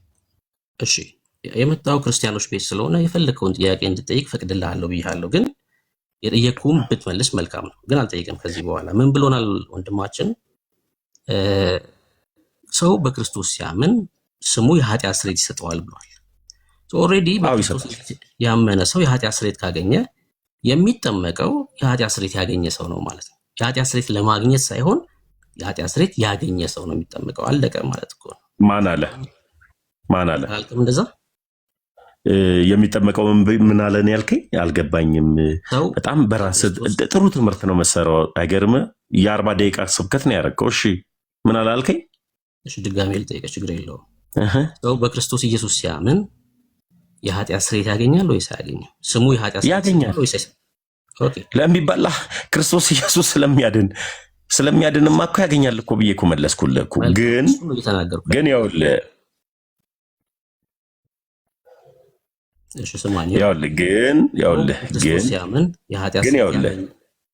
አንድ ጊዜ ሰው በክርስቶስ ኢየሱስ ሲያምን የኃጢአት ስርየትን ያገኛል። ይህንን ስናገር ግን ጥምቀትን እያገለለ የክርስቶስ ኢየሱስ ክቡር የሆነውን ስጋና ደሙን እያገለለ ዝም ብሎ ብቻ ከመሬት ተነስቶ ኢየሱስን አውቀዋለሁ በቃ ድኛለሁ አምኛለሁ ብሎ ግን የኃጢአት ስርየትን ያገኛል አያገኝም? መጽሐፍ ቅዱስ ጥምቀትንም የጌታ እራትንም አግልሎ ስለማያስቀምጥ ገብቶሃል ለሚባል ጥምቀትን ቆይ አንድ ጊዜ ደግሞ ልመልስ አፌ ላይ አጥቆ ጥምቀትን አግልሎ ሰው ዝም ብሎ ብቻ ኢየሱስን አመንኩ ዳንኩ ካለ ኦል ጂሰሶችም ልክ እንደ ቡርክ ይድናሉ ማለት ነው። ስለዚህ ጥምቀትን አግልለን የክርስቶስ ኢየሱስ ክቡር የሆነውን ስጋና ደሙን አግልለን አይደለም። ምንድነው የክርስቶስ ኢየሱስ ክቡር የሆነውን ስጋና ደሙን አግልለን አይደለም። ምንድነው ሰው መዳን የሚችለው በማን ነው ካልከኝ በክርስቶስ ኢየሱስ በማመን ይድናል። አዎ ይህንን ግን ስንድን ግን በአግባቡ ስጋና ደሙን ክቡር የሆነውን የክርስቶስ ኢየሱስን እንካችሁ ስለ እናንተ የሚቆረስ ስጋዬ ነው፣ እንካችሁ ስለ እናንተ የሚፈስ ደሜ ነው ብሎ እየሰጠ ራሱ እያበላ ራሱ እያቆረበ እያየ ነው። አይ እኔን ብቻ እመኑና ትድናላችሁ ተብሎ የተጻፈበት በእምነት ብቻ ድናችኋል የሚል ጥቅስ ካለም ደግሞ ብታሳየኝ ደስ ይለኛል። እምነት ጸጋው በእምነት አድኗችኋልና ነው የሚለው። ስለዚህ ጸጋን የምንካፈልበት የክርስቶስ ኢየሱስ ክቡር የሆነው ስጋ ክቡር የሆነው ደሙ ጸጋን የምንካፈልበት የክርስቶስ ኢየሱስ በክርስቶስ ኢየሱስ ስም ወይም ደግሞ በአብ ወልድ በመንፈስ ቅዱስ የምንጠመቅበት ጥምቀት እያለ አይ እምነት ብቻ ያድናል የሚል ጥቅስ የለም። ጸጋው በእምነት አድኗችኋልና ነው። ጸጋውን የምንካፈልበትን ነገርን ደግሞ ጥምቀት ማለትም የክርስቶስ ኢየሱስ ስጋና ደም ስለተሰጠን ማለት ነው። ይህን በአግባቡ መረዳት አለብህ ብሩክ። አንተ ኦርቶዶክስ ስትሆን ከመጠመቅ በፊት በክርስቶስ ኢየሱስ አምናሃል? እኔ በጣም እኔ እኮ ከጴንጤ ቤት እኮ ነው የሄድኩት እኮ ልክ አይደለም ብዬ ለማመንና ለመዳን ነው ኦርቶዶክስ የሆንኩት። ለምን ቢባል ጴንጤ ቤት ውስጥ ስህተት ያለ ትምህርት አለ ብዬ ነው ወደ እውነተኛው ትምህርት የሄድኩት። ነግረናለሽ፣ እሱን ትነግረናለህ፣ ችግር የለውም። አዎ እነግርሃለሁ። ኢየሱስ ነው ልዩነቱ። ከመጠመቅ በፊት ኢየሱስን አመንኩ ባልክበት ሰዓት የኃጢአት ስርየት አግኝታል ወይስ አላገኘህም? ኢየሱስን አመንኩ ብዬ አልሄድኩም። ሲሄድ ትምህርታችሁ ገባኝ፣ ለካ እንደዚህ ነው እንደ መዳን ብዬ ነው የልጅነት ጥምቀትን የተጠመቅኩት።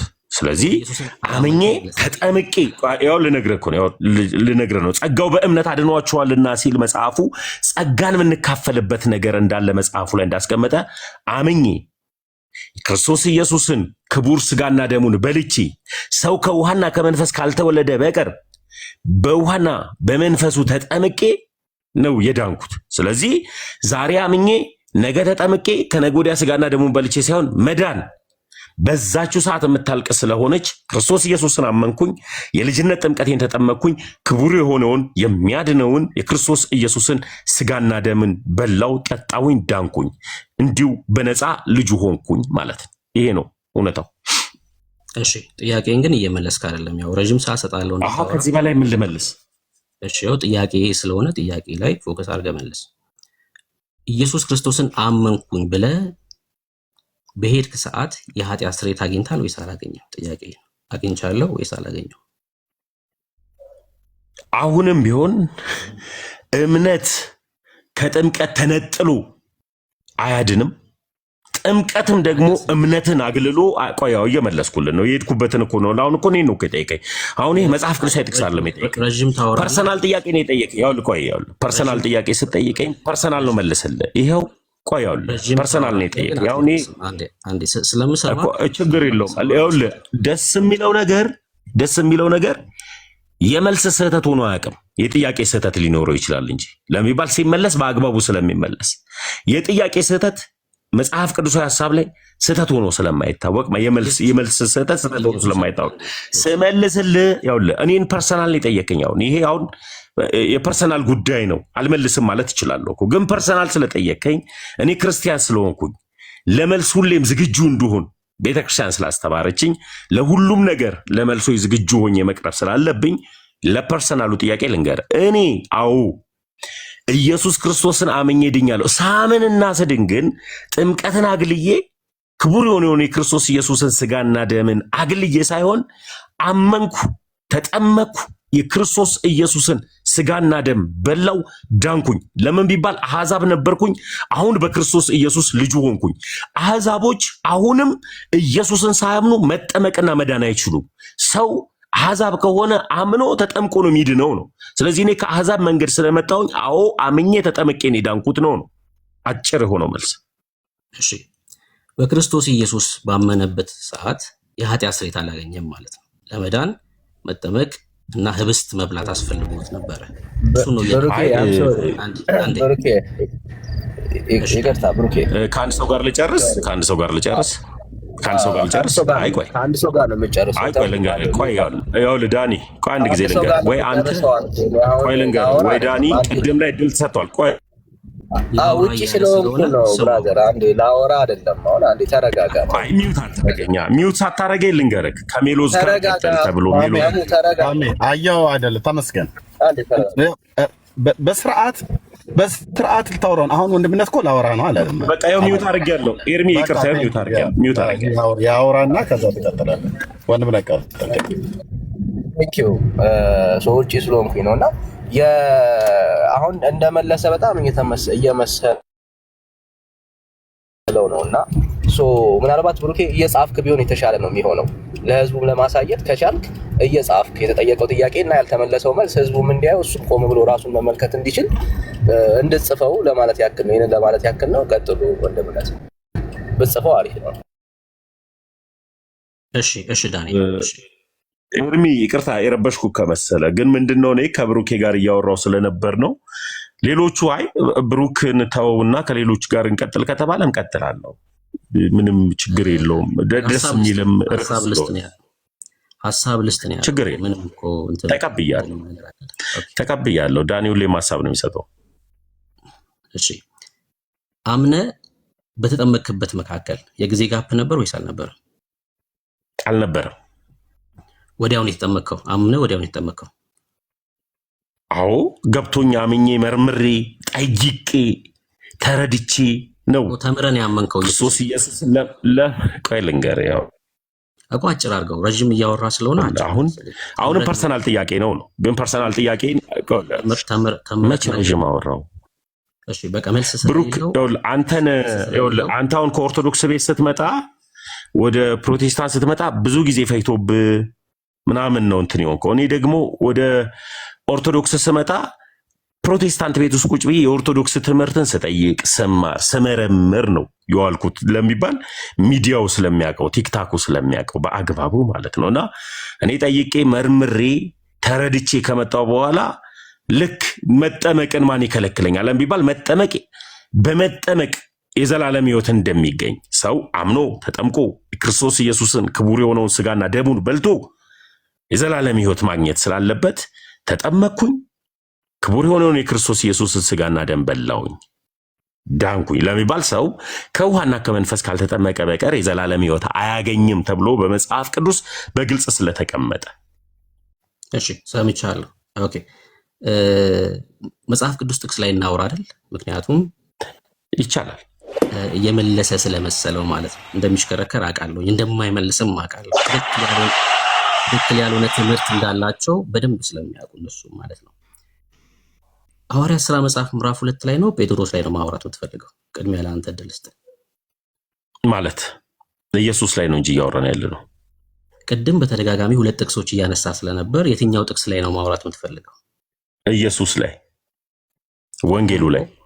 ቅድም ስለ ጥምቀት 2 ጥቅሶችን ስታነሳ ነበር። የትኛውን ጥቅስ ቀድመን እንድናወራ ትፈልጋለህ? እሺ እንዲያውም ጸጋው በእምነት አድኗቸዋል የሚለውን አብራራልኝ። ጸጋው ምንድን ነው? ጸጋው ምንድን ነው? እሺ ሐዋርያት ሥራ መጽሐፍ ምዕራፍ 2 ሲጠቅስ ስለነበር እሺ ከሱን ጀምር። በኋላ እንጠቅሳለን፣ ችግር የለውም። ከፈለግ ጸጋው በእምነት አድኗቸዋል የሚለውን ጥቅስ ልስጥህ ምኑ ጋር እንዳለ አንብብልህና እዛ ክፍል ላይ ምን ማለት ነው? ኤፌሶን 2:8 አንብበው። ጸጋው በእምነት አድኗቸዋል የሚል እሺ ሐዋርያት ሥራ መጽሐፍ ምዕራፍ 2 ቁጥር 37 ኤፌሶን 2:8 እሺ ኤፌሶን 2:8 ስለ ጥምቀት ያወራል። ስለ ጸጋው እንድናወራ ፈልጌ ነው። ኤፌሶን 2:8 አንብበል። የእሷውን ጸጋ አይደለም ርዕሳችን፣ ጸጋ ስላልሆነ ይኸው እንመጣለን። ይኸውልህ ጥቅስ እኮ ጠይቀኸኝ ብሩክ፣ አሁንም ጥቅስ ጠይቀኸኝ ጥቅስን የሰጠው ምን ላይ እናውራ ብለህ ፍቃድ ስትሰጠኝ ጸጋው በእምነት አድኗቸዋል የሚለው ጸጋ ማለት ምን ማለት ነው የሚለውን ሀሳብ ለመናገር ኤፌሶን 2:8 ሰጠውክ። አይ አልጠየቅኩም እኮ የጸጋ ምን ማለት ለሚባል ብዙ ጊዜ እምነት የምትለዋን ፓርት ሰዎች ላይ የማውራት አቅም የለኝም እያልክ ነው። እንመጣበታለን፣ ችግር የለውም። ጸጋው በእምነት አድኗቸዋል የሚለውን እናውራ። ጸጋ ምን መሆኑ እንደሆነ እንድናወራ ነው። ብቻ አንዴ አዳምጠኝ እና ለጥያቄ መልስልኝ። የሐዋርያት ሥራ መጽሐፍ ምዕራፍ 2 ላይ የማውራት አቅም አለክ ወይስ የለህ? እኔ መጽሐፍ ቅዱስ ላይ ሁሉም ላይ አወራለሁ፣ ግን ምን ላይ እናውራ ለሚለው ሀሳብ ለጠየቅ ብሩክ፣ ጸጋው በእምነት አድኗቸዋል የሚለው ላይ እናውራ። ኤፌሶን ላይ ያለውን ለምን አናውራው? ርዕሳችን ስላልሆነ ርዕሳችን ላይ እንቆይ ወዳጅ። እሺ የሐዋርያት ሥራ መጽሐፍ ምዕራፍ 2 ላይ ይህም በሰማሁ አላልኩም። አላልኩማ ብሩክ። ወይስ አንተ እዛው ላይ ጥቅስ ሰተኝ እዚህ ላይ እስኪ ምን ሊል ፈልጎ ነው የሚለውን ሀሳብ ፈልገህ ነው አንተ ነው የፈለከው? አልጠቀስክም። እሺ በኋላ ስለዚህ እንዲያውም ምዕራፍ 2 ስንል አንመጣም ወደዚህ ጥቅስ ማለት ነው እየለመንኩ ስለሆነ። እሺ አንደኛ ጴጥሮስ መጽሐፍ ምዕራፍ 3 ላይ እናውራ። ይቻላል እናውራሽ። ጴጥሮስ 3:21 እናውጣ። እሺ እሺ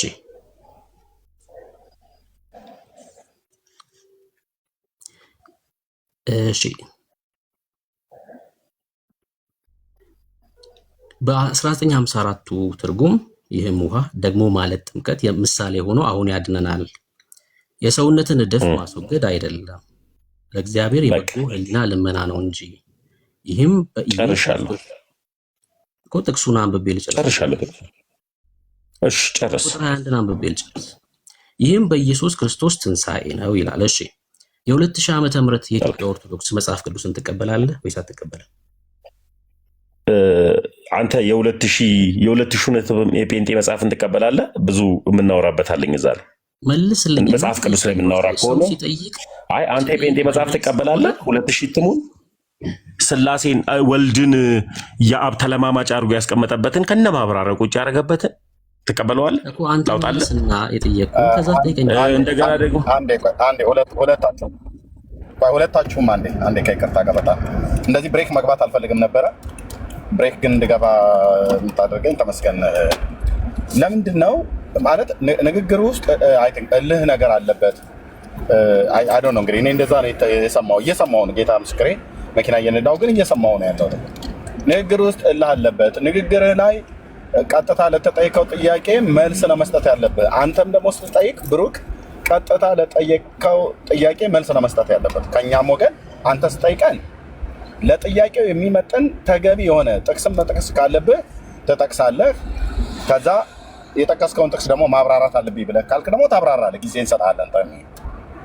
ግን አሁን እልህ ነው ያዝከው። አንድ ሁለተኛ እንደገና ደግሞ እንትን ምንድነው ፕሮቮክ እያደረግክ ነው ማለት። ቅድም አሁን ስሰማ ነበረ እኔ ከጴንጤ ነው የመጣሁት፣ አንተ ግን አዲስ ክርስቲያን አዲስ ጴንጤ ነህ ብለሃል። ግን እኔ አሁን እዚህ ጋር መልሼ ደግሞ ለአንተን የሆነ ቃል ተናግሬ ማስቀየም አልፈልግም። አዲስ ክርስቲያን ስለሆነና ስላልሆነ አይደለም ብራዘር። ማን በእውቀት እያወራ እንዳለ ተመስገን ነው ወይስ ብሩክ ነው ብሎ የሚለውን ነገር ሰሚው ይዳኛል። ግን ለተጠየቀው ጥያቄ ቀጥታ መልስ ስጥ። ተሜ አሁን ምንድነው ያለህ? የኦርቶዶክስን 80 ያህሉ መጽሐፍ ቅዱስ 2000 ዓመተ ምህረት ላይ ታተመውን ትቀበለዋለህ ወይ ነው ብሎ ይጠይቀህ። አዎ እቀበለዋለሁ ወይንም አልቀበለውም እንጂ ማለት ያለበት አንተ በፕሮቴስታንቱ ያሳተመው የ2000ንም ይሁን የ1980ም ይሁን አዲሱ መደበኛ ትርጉም ይሁን ትቀበለዋለህ አትቀበለውም ወይ ብሎ የሚል ጥያቄ፣ እሱ ጥያቄ ለጠየቀህ ጥያቄ መልስ ሳይሆን አንተ ለጠየቀህ ጥያቄ ነው የምጠይቀው። ይሄ ነው እኮ አሰልቺ የሚያደርገው። ተሜ አንተ መልስለትና እቀበላለሁ ወይ አልቀበለውም የ2000 ዓመተ ምህረቱን ትርጉም የአቡነ ተክለ ሃይማኖትን እንትን ማለት ነው። እሱን ትቀበለዋለህ አትቀበለውም ነው ብሎ ያለ የጴጥሮስን መልእክት ነው ያወጣችሁት። በ54 ዓመተ ምህረት ትርጉም ተነበበ። ወንድምነት አሁን ቀጥሎ የኦርቶዶክስን 2000 ዓመተ ምህረት ላይ የታተመው ሚሊኒየም ላይ የታተመው 80 ያህሉ ትቀበለዋለህ ወይ ብሎ ሲል አዎ እቀበለዋለሁ የቤተክርስቲያን መጽሐፍ ነው ወይንም አልቀበለውም ብሎ ብለህ ከመለስክ በኋላ አንተ እንደገና ደግሞ ስትጠይቀው አንተስ አዲሱ መደበኛ ትርጉምን ትቀበለዋለህ አትቀበለውም ብለህ በሚል በኋላ አንተ በምጠይቅ ሰዓት ላይ ነው እንጂ መጠየቅ ያለብህ። እሱ ጥያቄ ጠይቆህ መልስ ከአንተ ሲጠብቅ አንተ ጥያቄ አትጠይቅ። ይሄ በጣም አሰልቺ ያደርጋል ተሜ በጌታ እና ለጠይቀ ጥያቄ መልስ ስጠውና አንተም ደግሞ በኋላ ይሄን ጥያቄ ትጠይቀናለህ፣ እኔንም ጭምር ትጠይቀኛለህ። ትንቢተ ኢሳይያስ ላይ የፈለከውን ማለት ነው አንድ የምታነሱት ክፍል ስላለ ማለት ነው። ብሉይ ኪዳን ላይ የምታነሳውም ካለ አዲስ ኪዳን ላይ የምታነሳውም ካለ ትጠይቀናለህ በኋላ። ግን አሁን ለጠይቀ ጥያቄ መልስ መልስ። ቴንክ ዩ ተሜ ፕሊዝ በእልህ አታድርገው። ለተጠይቀው ጥያቄ መልስ ስጠን። አንተም ለምጠይቀን ጥያቄ መልስ መስጠት ግዴታችን ነው። ወንድሞችም አሉ። እኔ ትንሽ መኪና እየነዳሁ ስላለ ነው። ተባረኩ። ቀጥሉ ብርኪ። እሺ እርሚ አመሰግናለሁ። ኦልሞስት ወደ መጽሐፍ ቅዱስ ሀሳብ ስለሄድን ነው። እኔ አጠር ያለ መልስ የኦርቶዶክስን የ2000 እትሙን መጽሐፍ ቅዱስን ትቀበለዋለህ 80 ያህሉ ለሚለው ጥያቄ እኔ ጋር የ2000 እትሙ መጽሐፍ ቅዱሱም የለኝም፣ አላውቀውም፣ አላነበብኩትም እስካሁን ድረስ።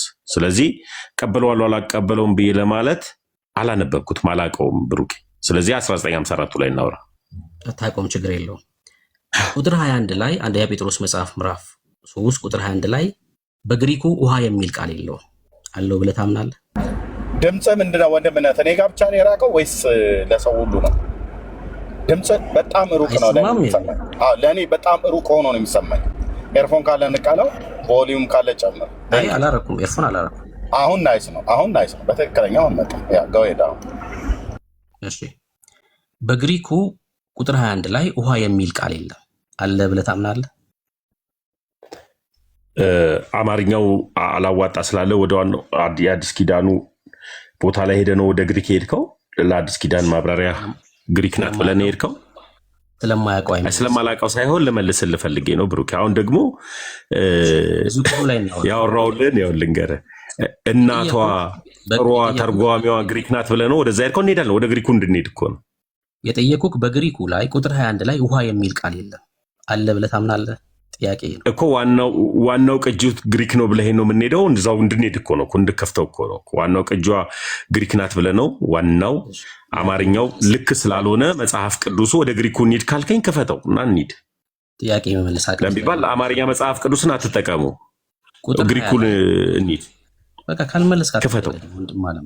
አይ ክፈተው፣ ግሪክን ክፈተው፣ ክፈተው የግሪኩን። እሺ እንድከፍትልህ ቁጥር 21 ላይ ውሃ የሚል ቃል አለ ወይስ የለው? መልስልኝና ከፍትልሃለሁ እኮ።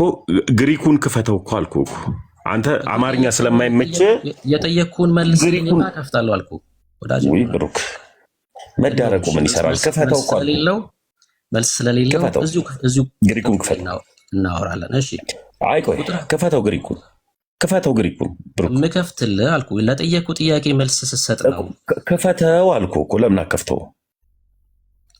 እሺ ቁጥር 20 ጥቂት ማለት 8 ነፍስ በውሃ የዳኑበት መርከብ ሲዘጋጅ የእግዚአብሔር ትዕግስት በኖህ ዘመን በቆየ ጊዜ ቀድሞ አልታዘዙ።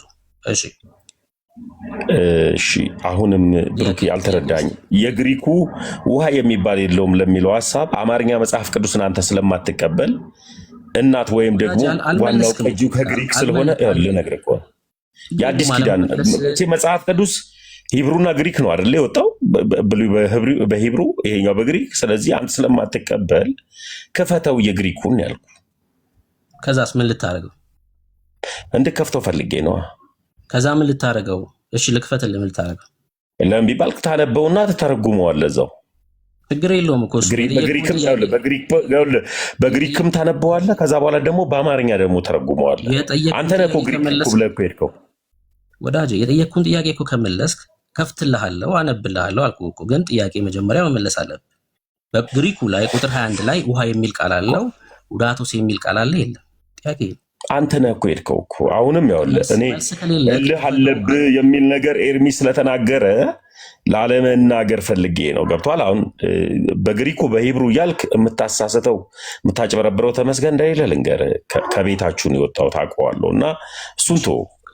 ለሌላ ጊዜ እንደዛ እንዳትል፣ ጥቅሱ ላይ እናውራ እንዳትል ነው። ለሌላ ጊዜ እንዳይወጣ ሌሎቹን ሄደ ከግሪኩ ከሂብሩ ከዚህ እያልክ እንድታወራ ፈልጋለሁ።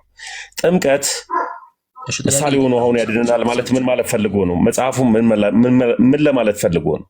ጥያቄ ልጠይቅ ነው።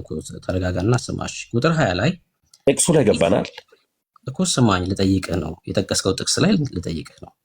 ጥቂቶች ማለት 8 ነፍስ በውሃ የዳኑበት መርከብ ሲዘጋጅ ቁጥር 20 ነው እያነበብኩ ያለሁት። የእግዚአብሔር ትዕግስት በኖህ ዘመን በቆየ ጊዜ ቀድሞ አልታዘዙም ይላል። ቁጥር 20 ላይ ከውሃ ጥፋት የዳኑት በምን ነበረ? ተመስገን። አሁን ጥቅሱ ላይ እናውራ። አሁን የሰጠው ጥቅስ ላይ እናውራ ብሩክ። አሁን እኔ ላይ እስኪ ጥቅሷን ሙሉዋን 21 አንብባት እስኪ ሙሉዋን። ምን ነበር የሰጠው ጥቅስ? ቁጥር 20 ያነበብኩት 20 እና 21 አንብበው እስኪ 21 አንብበው።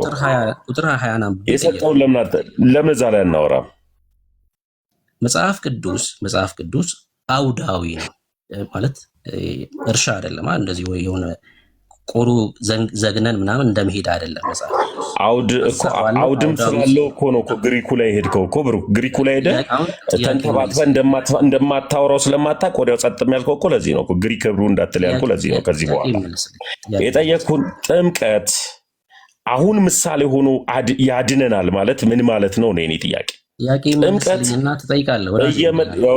ይሄኛውን አይደለም። አንድ ጊዜ ብሩክ፣ አንተም ደግሞ ተረዳኛ፣ እኔንም ደግሞ አዳምጠኝ። የመመለስ አቅም ስለሌለው አሁን ከዚህ ሰው ጋር አሁን እንዴት ነው ሰው የሚወያየው? አንድ ጥያቄ የመመለስ አቅም የሌለው ሰው አንድ ጥያቄ ጴንጤ እያለ ከመናገር ውጭ አንድ ጥያቄ በእውነት ነው የምላቸው። እሺ አንተ ጠይቅ በቃ። ከዚህ በኋላ አሁን ለምሳሌ እኔ አንተ ስጠይቅህ የኬጂ ተማሪ እንደመጠየቅ ነው የሆነብኝ ስለማትመልስ አንተ ጠይቅ።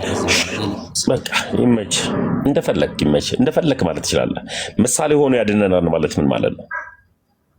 እሺ ሚዩት አድርግና ስማ። ምሳሌ ሆኖ ያድናል ማለት ጥምቀቱ ያድናል አይደለም ያለው። ምሳሌ ሆኖ ያዳነው ምን እንደሆነ እዛው ክፍል ላይ ስለነገር ብሩኬ፣ አሁን የምትለዋንም እየጨመርካት ግባ። ይቅርታ ጣልቃ ስለገባሁብህ። ምሳሌ ሆኖ አሁን ያድነናል ለምትለው አሁንንም እንዳትዋጥና ስታብራራት ያው ሚውት አደርግልሃለሁ።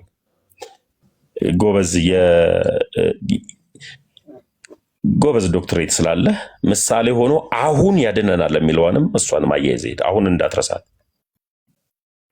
እሺ ጥቂቶች ማለት 8 ነፍስ በውሃ የዳኑበት መርከብ ሲዘጋጅ የእግዚአብሔር ትዕግስት በኖህ ዘመን በቆየ ጊዜ ቀድሞ አልታዘዙም ይላል።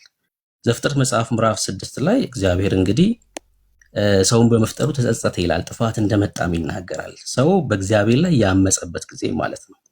ኖህን ግን እግዚአብሔር አስቀድሞ መርከብ እንዲያዘጋጅ ነግሮታል። ኖህን በእምነት ደግሞ መርከብን ሲያዘጋጅ እንመለከታለን። እግዚአብሔር ያመጣው ጥፋት ውሃን ነው። ምድርን እንዲያጠፋ ውሃ ነው። ከውሃው ለመጥፋት ኖህና ቤተሰቦቹ ምን አስፈልጓቸው ነበር? መርከብ። ለዛውም እግዚአብሔር የዘጋው መርከብ ማለት ነው። ወደ መርከቡ በመግባታቸው ምክንያት ኖህና ቤተሰቦቹ ከውሃ ጥፋት ሲድኑ እንመለከታለን። ቁጥር 21 ላይ ይህን እየነገረን ያለው ከሚመጣው ጥፋት ለመዳን ምን ያስፈልጋችኋል አለ? የክርስቶስ ኢየሱስ ትንሣኤ ያስፈልጓችኋል ብሎናል። ውሃው አጥፊ ነበረ። ከውሃው ጥፋት ደግሞ የዳኑበት ምን ነበር? መርከቡ ነበር፣ በእምነት የተዘጋጀው መርከብ። ይህም ጥምቀት ምሳሌ ሆኖ ያድነናል። የሰውነት ዕድፍ ማስወገድ አይደለም፣ ለእግዚአብሔር የበጎ ሕሊና ልመና ነው እንጂ። ይህም አላለቀም ጥቅሱ። ምን? በኢየሱስ ክርስቶስ ነው። በምንድን ነው መዳነው? ሰው ከእግዚአብሔር ቁጣ የሚድነው ወደ ክርስቶስ ኢየሱስ ሲገባ ብቻ ነው። ወደ ክርስቶስ ኢየሱስ ሲጨመር ብቻ ነው ማለት ነው።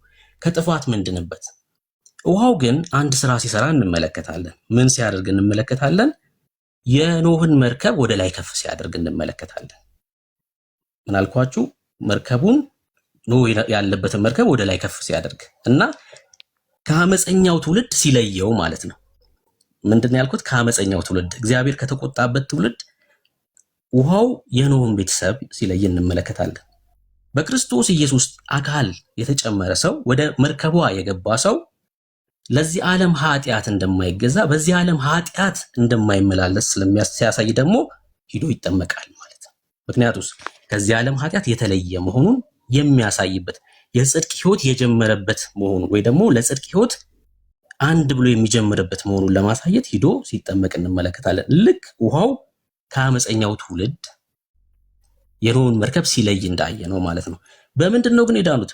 በውሃ አይደለም፣ በመርከቡ። አሁንም ሰው የሚድነው ውሃ ውስጥ ሲገባ ሳይሆን ወደ ኢየሱስ ሲጨመር ነው የሚድነው። ከእግዚአብሔር ቁጣ የሚያመልጠው ወደ ክርስቶስ ኢየሱስ ሲጨመር ነው። ተመስገን። መልካም ብሩክ። የሰውነት ዕድፍ የምናስወግደው በምንድን ነው? የሰውነት ዕድፍማ በውሃ ነው የምታስወግደው። ስለዚህ ውሃው የሰውነት ዕድፍን ለማስወገድ ይጠቅማል። የእናንተ እምነት የሌለው ስለሆነ የእናንተ ሳይሆን ብሩክ ነው አይደል? እያወራኝ ያለው እኮ ሳወራ የእንትና የበለጠ አትበል። ያውልህ አሁን በመጽሐፉ መሰረት ነው እያወራ ያለሁት። አዎ የሰውነት ዕድፍ የሚያስወግደው ውሃው ነው። ያዘልኝ እዚህ ጋር መልካም። የጥፋቱ ውሃ ሲመጣ መርከቡ ሄዳ ነው በውሃው ነው ወይስ መርከቡ ያንሳፈፈው ውሃው ነው ወይስ መርከቡ ነው ውሃውን ያንሳፈፈው? መርከቡን ያዳነው ምኑ ነው? ምን ያልከው? መርከቡ የተንሳፈፈው በውሃው ነው ወይስ መርከቡ ነው ውሃውን ያንሳፈፈው? መርከብ ውሃ ሊያሳፍፍ አይችልም።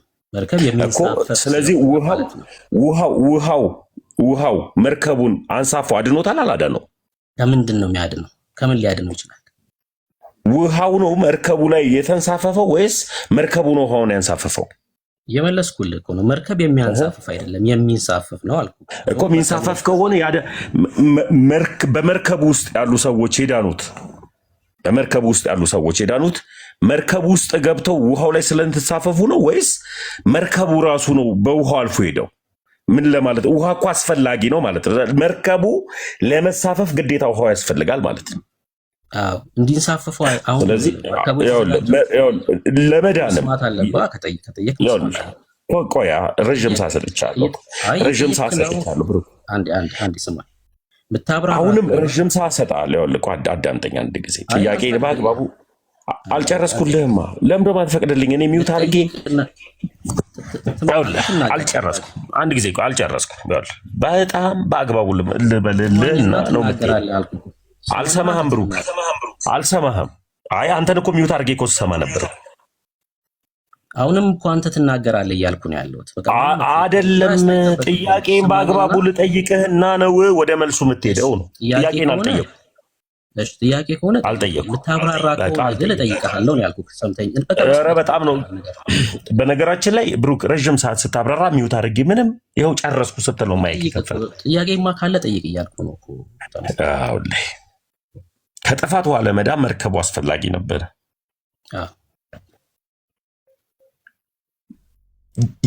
ኖህ ሄዳነበት በምንድን ነው ካልከኝ፣ ኖህና ቤተሰቡ ሄዳሉ በምንድን ነው ካልከኝ፣ መርከቡ ውስጥ በመግባታቸው ነው። መርከቡን ያንሳፈፈው ምንድን ነው? እኔ ጥያቄ ይህም በአግባቡ መልስልኝ። ውሃ እኮ ነው፣ ምንም እኮ ጥያቄ። ስለዚህ ውሃው መርከቡን ለማንሳፈፍ ኖህን ለማዳን ያስፈልጋል ማለት ነው አይደል?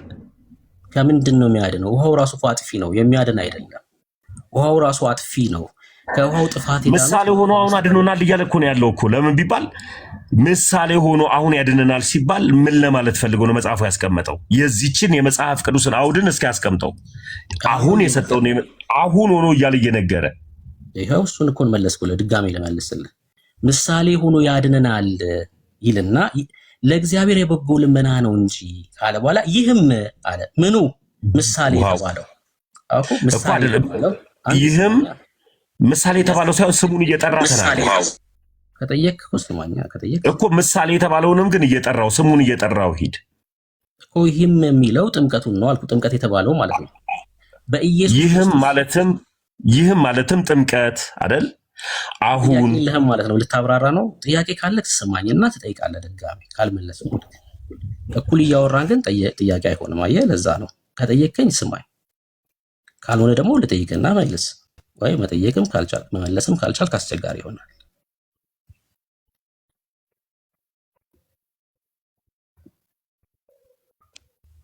ተመስገን። ሚውት አላረኩትም። ያው ሚውት አድርጌ እያዳመጥኩ ነው እንድትቀጥል። እሺ ልመልስሽ። ቴንኪው። ምንድነው እየነገረን ያለው? ውሃ አጥፊ ነው፣ ከጥፋቱ የዳኑት ወደ መርከብ መግባታቸው ነው ብሎ ነው እየነገረን ያለው ፒተር። እሺ ይሄም ደግሞ የክርስቶስ ኢየሱስ ትንሣኤ ነው ብሎ እዛው ቁጥር 21 ላይ ነግሮናል። ጥምቀቱ ያድናል ሳይሆን ምሳሌ ሆኖ እያለን ያለው። ምሳሌው ምንድነው? ይህም በክርስቶስ ኢየሱስ ትንሣኤ ነው። ልክ ከእግዚአብሔር ቁጣና ጥፋት የምንድነው ወደ ክርስቶስ ኢየሱስ ስንገባ ብቻ ነው እያለን ያለው። ከእግዚአብሔር ቁጣ ምንድነው? ወደ ኢየሱስ ስንገባ ነው። ልክ የኖህና ቤተሰቦቹ ከውሃው ጥፋት ወደ መርከቡ ገብተው እንደዳኑት ጴጥሮስ ይሄን ነው እየነገረን ያለው። ተመስገን። እሺ ብሩክ፣ ስሙን መጥራት ስላልፈለክ ነው። ይህም ማለትም ጥምቀት፣ አንተ ስሙን ጥምቀት የምትለዋን ነገር ስላነቀች ነው። ይህም ማለትም ጥምቀት ምሳሌ ሆኖ ምን ይለናል? አሁን ያድነናል ነው የሚለው። ስለዚህ ምሳሌ ሆኖ ያዳነ አሁን ምኑ ነው ነው የኔ ጥያቄ። የክርስቶስ ኢየሱስ ትንሣኤ፣ እሱን እኮ ነው እየነገርኩ ያለሁት። ጥምቀት የሚለው አሁን ምሳሌነቱ ለምን አስፈለገ? የጥምቀቱ አዎ እኮ ይኸውልህ እየነገርኩ ነው። ምንድን ነው ያለን?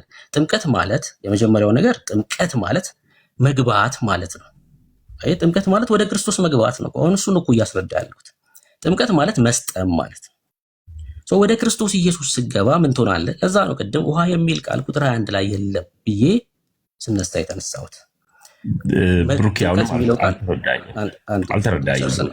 ጨርስና ትጠይቀኛለህ ወይም ደግሞ መልስ ካለ ትመልሳለህ። ጥምቀት ማለት መስጠም ወይ ደግሞ መግባት ማለት ነው። ከእግዚአብሔር ቁጣ ምንድነው? ወደ ክርስቶስ ስንገባ ነው።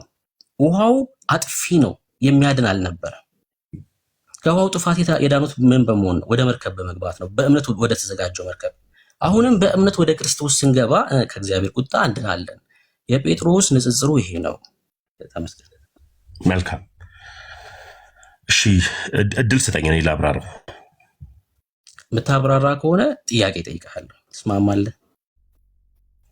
ምንም ችግር የለውም። ለሚባል አንተ አብራራውት እያልክ ጥምቀትን በጣም ነው የምትፈራው ብሩክ። ለምን እንደፈራው አላውቅም። ውሃ የምትለውን ፓርት ትሰራታለህ እና አብራራለሁ ስላልክ አብራራክ ሰምቼ ደግሞ ጥያቄ እቀበላለሁ። ፈቃደኛ ነህ? እቀበላለሁ። ችግር የለውም። ቀጥል። ኖኅን ከጥፋት ውሃ ያዳነው መርከቡ ነው። መርከቡ ላይ የተንሳፈፈው ግን ውሃው ነው። ልክ እንደዚህ አሁን ለኛ ልቀጥል ብሩክ። እኔ አፍ ላይ በደንብ እንድሰማ መርከቡ ላይ የተንሳፈፈው ውሃው ነው። አፋፌ ላይ ይኸውልህ፣ አፋፍ ላይ አልቆንኩም አይደል? ጻፈው። እሺ እየጻፍኩኝ ይዘዋለሁ። እሺ በደንብ ሀሳብን ለማግኘት ነው። እሺ ቀጥል። ጻፈው። አሁን ደግሞ ለኛ ደግሞ ጥምቀት ማለትም ውሃው አሁን ምሳሌ ሆኖ ያድነናል ነው የሚለው። ስለዚህ ጥምቀት ምሳሌ ሆኖ የሚያድነን በክርስቶስ ኢየሱስ አምነን ተጠምቀን የዘላለም ሕይወት ለማግኘት አሁን የሚያድነን ምንድን ነው ከተባለ እምነት ብቻ የሚል ሐሳብ አይደለም። አመንኩኝ በቃኝ የሚባል ሐሳብ ሳይሆን ሰው አምኖ ተጠምቆ አሁን የክርስቶስ ኢየሱስን ልጅነትን ያገኛል። ጥምቀት ብቻውን የዘላለም ሕይወት አይሰጥም። ወይም ደግሞ እምነት ብቻውን የዘላለም ሕይወት አይሰጥም። ሁለቱ የማይለያዩ ስለሆነ ምሳሌ ሆኖ ምኑ ጥምቀቱ ምን ይለናል? አሁን ያድነናል። ስለዚህ አምነዋል፣ ተጠምቀው ደግሞ አሁን በክርስቶስ ኢየሱስ ይድናሉ ማለት ነው። ስለዚህ ይሄን የመጽሐፍ ቅዱሱ ሐሳቡም ሕይወቱም በአዲስ ኪዳን የተቀመጠበትም ትልቁ ምክንያት ይሄ ነው። አሁን ለሚባል ለመዳን ምሳሌነት የሚያስፈልገን ምንድን ነው? ውሃው ነው ማለት ነው። ይሄን የመጽሐፉ ሐሳብ ወዳጅ። ማስረጃውን ማሰጠውሽ እኮ ጴጥሮስ 3:21 ግቢና አንብቢ። ጥያቄ ልጠይቅህ። ጨረስኩ። ጠይቅ። እሺ ኖኅና ቤተሰቦቹ የዳኑት በምንድን ነው? ኖኅና ቤተሰቦቹ የዳኑት መርከብ ውስጥ በመግባታቸው። ከምንድን ነው የዳኑት? ከጥፋት ውሃ። ኦኬ። ውሃው አዳኝ ነበር? ግዴታ መርከቡን ለማንሳፈፍ ውሃ አስፈላጊ ነበር። አይ ውሃው አዳኝ ነበር ወይ ነው ጥያቄ። የጥፋትም ውሃ ይሁን የምንም ውሃ ይሁን ውሃው ሳይኖር መርከቡ አይንሳፈፍም። እኔ መርከቡ ተንሳፈፈ አልተንሳፈፈ በረራ አይደለም ጥያቄ እኮ። መርከቡ ብቻውን አይጠቅምም። በመርከቡ ብቻ አልዳኑ። ይኸውልህ መልስ እየመለስኩልህ ብሩኬ እኮ ልመልስልህ። እድል ስጠኝ። ምንድነው ጥያቄ? እድል ስጠኝ። ኖኅ የዳነው በምንድን ነው? በመርከቡ። ስለዚህ ውሃው የምን ውሃ ነበር ለሚለው ነገር መልስ ልመልስ። አይ እኔ ውሃው የምን ውሃ ዝናብ ነው አኳዲስም አኳሴፍ እሱ አይደለም ጥያቄ። የኔ ጥያቄ ውሃው አዳኝ ነበር ወይስ አልነበረም? መርከቡን ለማዳን ግዴታ ውሃ ያስፈልግ ነበረ። ኦኬ፣ መርከቡን ለማዳን ውሃው ያስፈልግ ነበር። መርከቡን ከምን ለማዳን? ኖኅንና ቤተሰቦቹን ለማዳን ውሃው ያስፈልግ ነበረ። መርከቡ ብቻውን ያለ ውሃ ስለማይንሳፈፍ። ከምን ለማዳን? መርከቡን ከምን ለማዳን? የጥፋቱ ውሃ ሆኖ ሳለ የጥፋቱ ውሃ ራሱ የሚያድነው መርከቡ ሲንሳፈፍ ነው። ከምንድን ነው መርከቡ የሚድነው ነው ጥያቄ። ከጥፋት። ከምን አይነት ጥፋት? ከጥፋት ውሃ። ራሱ ውሃው ነው አጥፊው የሆነ ውሃ ነው የሚያደብረው ማለት ነው መርከቡ። ውሃው ያስፈልግ ነበረ መርከቡ ለመንሳፈፍ ነው እያልኩ ያለው። መርከቡ ባይንሳፈፍ ምን ይሆን ነበር? መርከቡ ባይንሳፈፍማ አይድኑምም ዳኑምም ብሎ መጽሐፉ አላስቀመጠውም። ኦኬ፣ ባይንሳፈፍ መርከቡ ባይንሳፈፍ ይሰምጡ ነበር። ይሰምጡ ነበር፣ ይሞቱ ነበር። ምንድን ነበር የሚያጠፋቸው? መርከቡ ባይንሳፈፍ ውሃው ራሱ ያጠፋቸው ነበር። ኦኬ፣ ውሃው አጥፊ ነው ማለት ነው። ያ ኦኬ፣ በመንሳፈፍ መርከቡ ላብራራው። እቺን ላብራራት አንድ ጊዜ። በመንሳፈፍ እኮ ላብራራት። ይኸው መልሱን በቃ አሁን እቺን ላብራራት። መርከቡ ባይንሳፈፍ ኖሮ ምኑ ያጠፋቸው ነበረ? ውሃው ያጠፋቸው ነበረ። ልክ እንደዚህ አንዳንድ ሰዎች ጥምቀትን በመጥላት ምክንያት ጥምቀት ይሰጣል አይሰጥም፣ ይሰጣል አይሰጥም በሚል ጥምቀትን ራሱ ማንነቱን ባለማወቃቸው ምክንያት የዘላለም ሕይወትን አያገኙ ለሚባል ሰው አምኖ ተጠምቆ የዘላለም ሕይወት ማግኘት እንዳለበት መጽሐፍ ቅዱስ እንደሚናገረው ሁሉ አሃ የጥፋቱ ውሃው ራሱ ቢያሰምጠው ኖሮ የዘላለም ሕይወት የጥፋቱ ውሃ ቢያሰምጠው ኖሮ መርከቡ አይድንም ነበረ የጥፋቱ ውሃ ስለሆነ ይላል። ውሃው ግዴታ መርከቡ ማንሳፈፍ ስላለበት የጥምቀትን ማዳን አለመረዳት በራሱ ይሄን ነገር ያደርጋል ነው። አመሰግናለሁ። ኦኬ፣ እሱ አሁን እነ ተመስገን ውሃው አንሳፏቸው ነው የሚያድናቸው ማለት ነው። ልክ እንደ መርከቡ ውሃው ሲያንሳፍ እነማን ናቸው? ሌላ ተመስገን አለ ከኔ ጋር? እነ ተመስገን ስል ከኔ ጋር ጴጥሮስ ቤቴ ነኝ ያለሁት። አይ ብቻዬን ያለሁት ብዬ ነው። ከነማን ጋር ነው የደመርከኝ? ይህን መልእክት የጻፈው ጴጥሮስ ከነማን ጋር ደምረኝ ነው? እነ ተመስገን ስትል አልገባኝም። ይህን መልእክት የጻፈው ጴጥሮስ በውሃ ተጠምቆ ሄዳ ነው ወይስ አይደለም?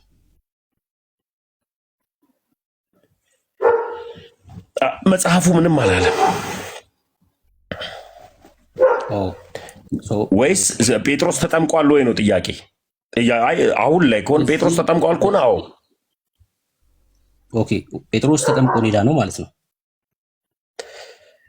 ሐናንያ ጋር ሂድና ሂድ ታጠብ ከኃጢአትህም ነፃ ያለው ሐናንያ ለምንድን ነው?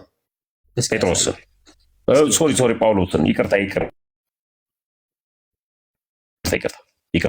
ጳውሎስን ወዳጅ ጴጥሮስ ይህን መልእክት የጻፈው ጳውሎስን ይህን መልእክት የጻፈው ጴጥሮስ በውሃ ተጠምቆ ነው ሄዳ ነው ወይስ አይደለም? መጽሐፉ ምንም አላለም እዛ ሀሳብ ላይ። ምንም አላለም ማለት ተጠምቆ አይደለም ሄዳ ነው ማለት ነው። እኔ እንጃ መጽሐፍ ዝም ያለበት ቦታ ላይ ዝም ነው ብለው ጴጥሮስ እንደተጠመቀ በሐዋርያት ሥራ መጽሐፍ ምዕራፍ 11 ላይ ነግሮናል። ጴጥሮስ የተጠመቀው ጥምቀት ያድናል ወይስ አይደለም? ዳኒ መጽሐፍ ቅዱስ ክፈትልኝ አንዴ። ሶሪ በጣም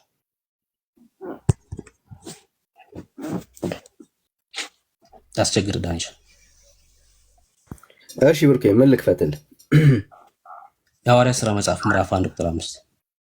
እሺ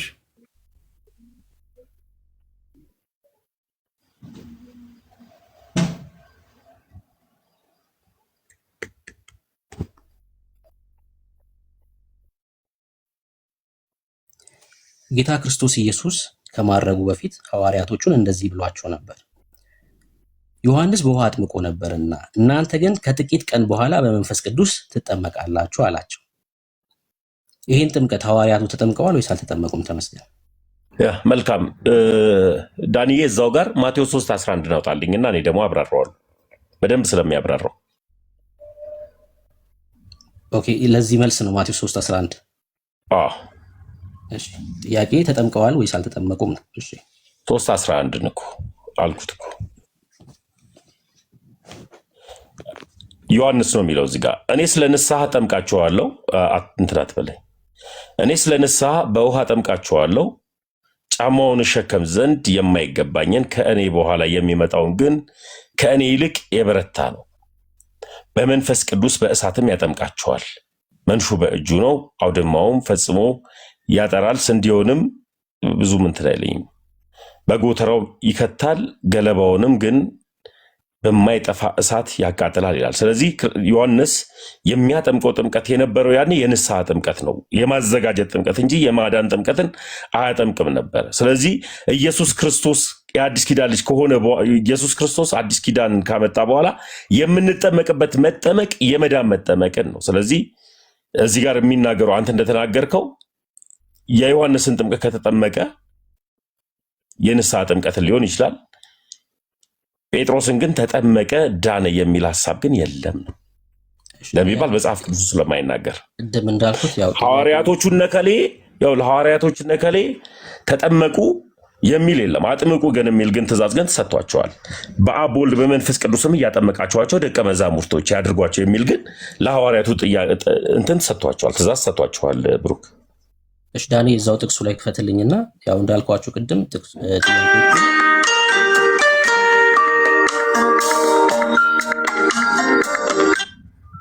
ሄሎ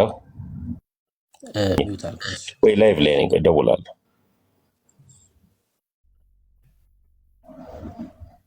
እንቀጥል። ተመስገን።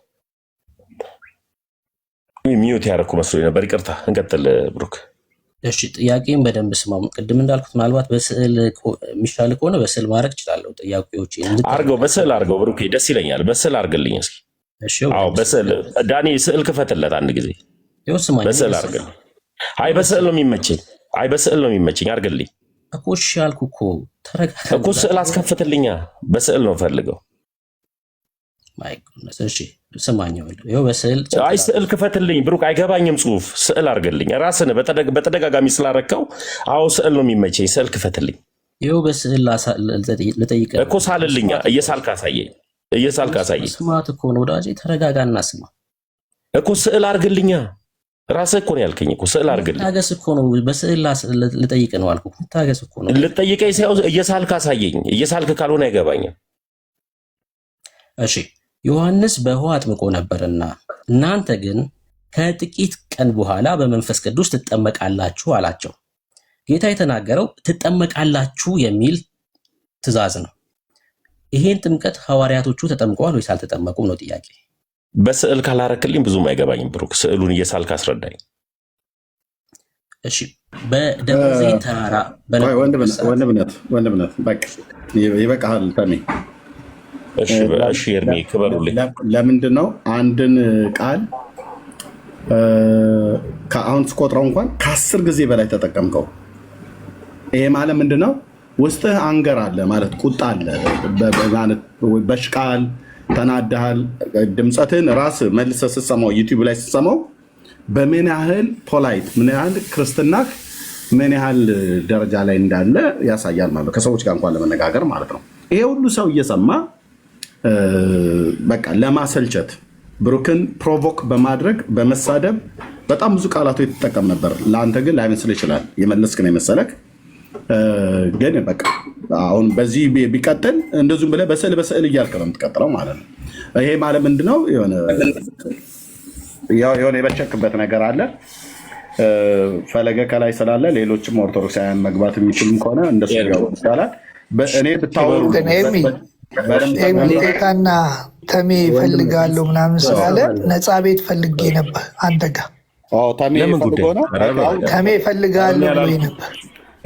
ነፃ ቤት አግኝቻለሁ። እዚህ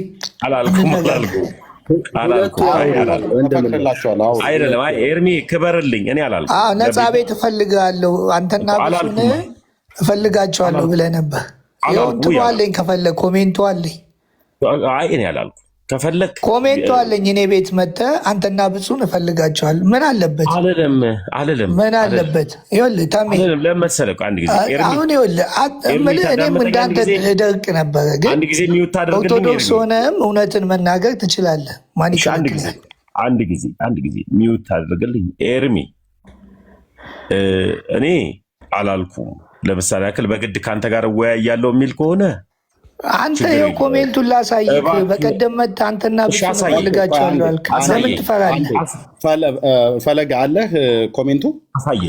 አሳየኝ ኮመንቱንና ከዛ በኋላ እንቀጥላለን። አሳየኝ ቪዲዮ ኮመንቱን አሳያለሁ። ቆይ በዛ ሞቢል ግን አትፈልገኝም? አትፈልገኝም ወይ አልልም። ማን የምለውን እኮ እዛም አስገባሁህ እኮ እኔ ቤትም። አሁን ትፈልገኛለህ? አሳየኝ። በዚህ ጥምቀት ትፈልገኛለህ? አሳየኝ ቪዲዮ። ጌታ ምስክሬ ነው። ይኸውልህ ኤርሚያስ፣ ጌታ ምስክሬ፣ ይኸው እግዚአብሔር ይኸው ከህይወት መዝገብ ያጥፋኝ፣ ከህይወት መዝገብ ያጥፋኝ እግዚአብሔር። አንተና ብፁን እፈልጋለሁ ብሎ አሁን እሱን አይቼ ነው ከእንቅልፌ የተነሳሁት። አላልኩም። እሺ አሁን በቃ እኔ እናንተ ስለ ጥምቀት እናውራ። እውነተኛውን የኦርቶዶክስ ጥምቀትን አንዴ ተሜ ፈለገ ወንድምነትን ስሙት።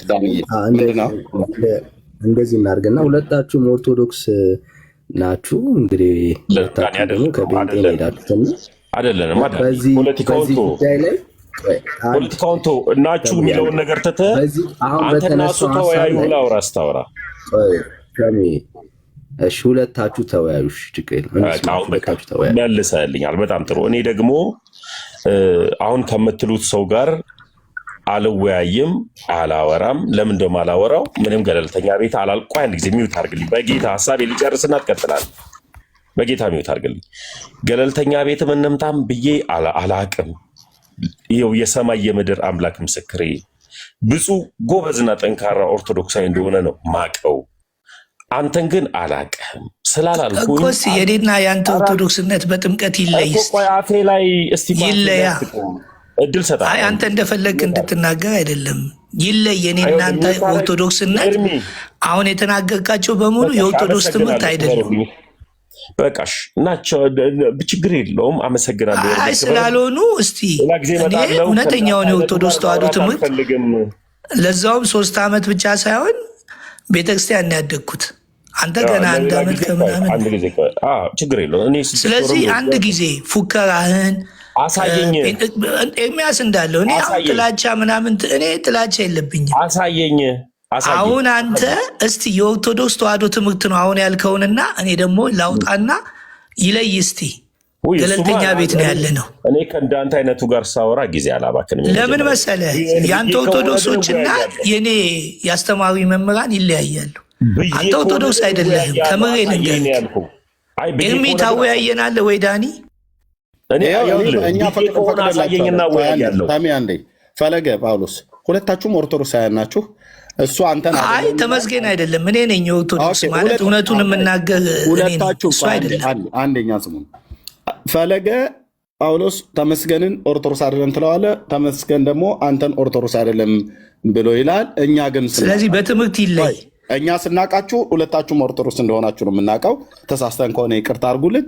ቤቱን ግን ከፈለጋችሁበት ይሄው ተወያዩ እኮ አላችሁ። ወንድም አይ ገና ነው እሱ 3 ዓመት አልሞላውም። በፍትሐ ነገሥት ላይ ገና ነው። እኔ እንኳን 3 ዓመት ብቻ ሳይሆን ያደግኩበት ነው።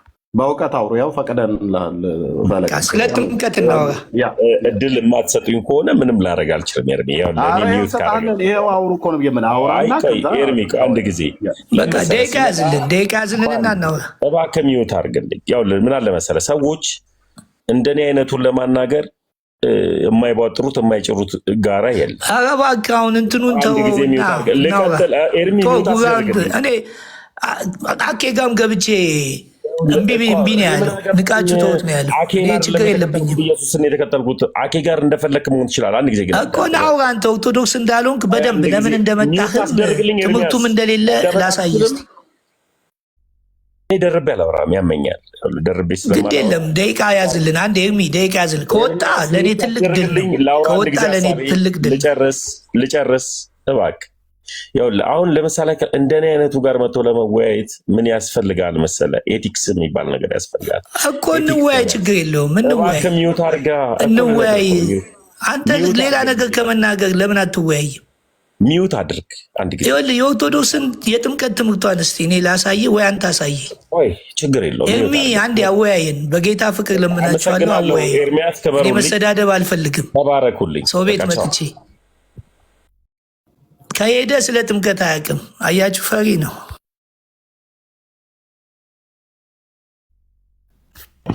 ኤርሚ ሌላ ሰው ጥራልኝ። እኛ ፈቅደንላችኋል። እንግዲህ ራሱ ነው ተመስገን ነው የወጣው። በእውነት እግዚአብሔር ምስክሬ ነው የምልህ። መጥቶ አንተና ብፁዕ ነው ያለኝ። አንተና ብፁዕ። እኔ ደግሞ ነፃ አንተ ቤት ስላገኘው ለመጠቀም ነበር። ያው እንደምታየው ነው ሁሉም። እኔ ሰው ፈንጅ አብካኝ፣ እኔ ፈንጅ አብካኝ አይደለሁም። ስለዚህ አሁን የደረስኩበት እውነት አለ። አሁን በጥምቀት በኩል ብዙ ነገር ማውራት እችላለሁ። ቤተክርስቲያን ኦርቶዶክስ ተዋሕዶ ሃይማኖት ይኸው በዚሁ ልንገራችሁ፣ ያመነ የተጠመቀ ይድናል ነው የምትለው እንጂ ጥምቀት ለድህነት አትልም። በአንዲት ኃጢአት በምታሰሪው አምናለሁ ብላ ስትናገር ስለ ደሙ ጥምቀት፣ ስለ ሞቱ ጥምቀት እያወራች እንጂ ስለ ውሃ ጥምቀት አይደለም።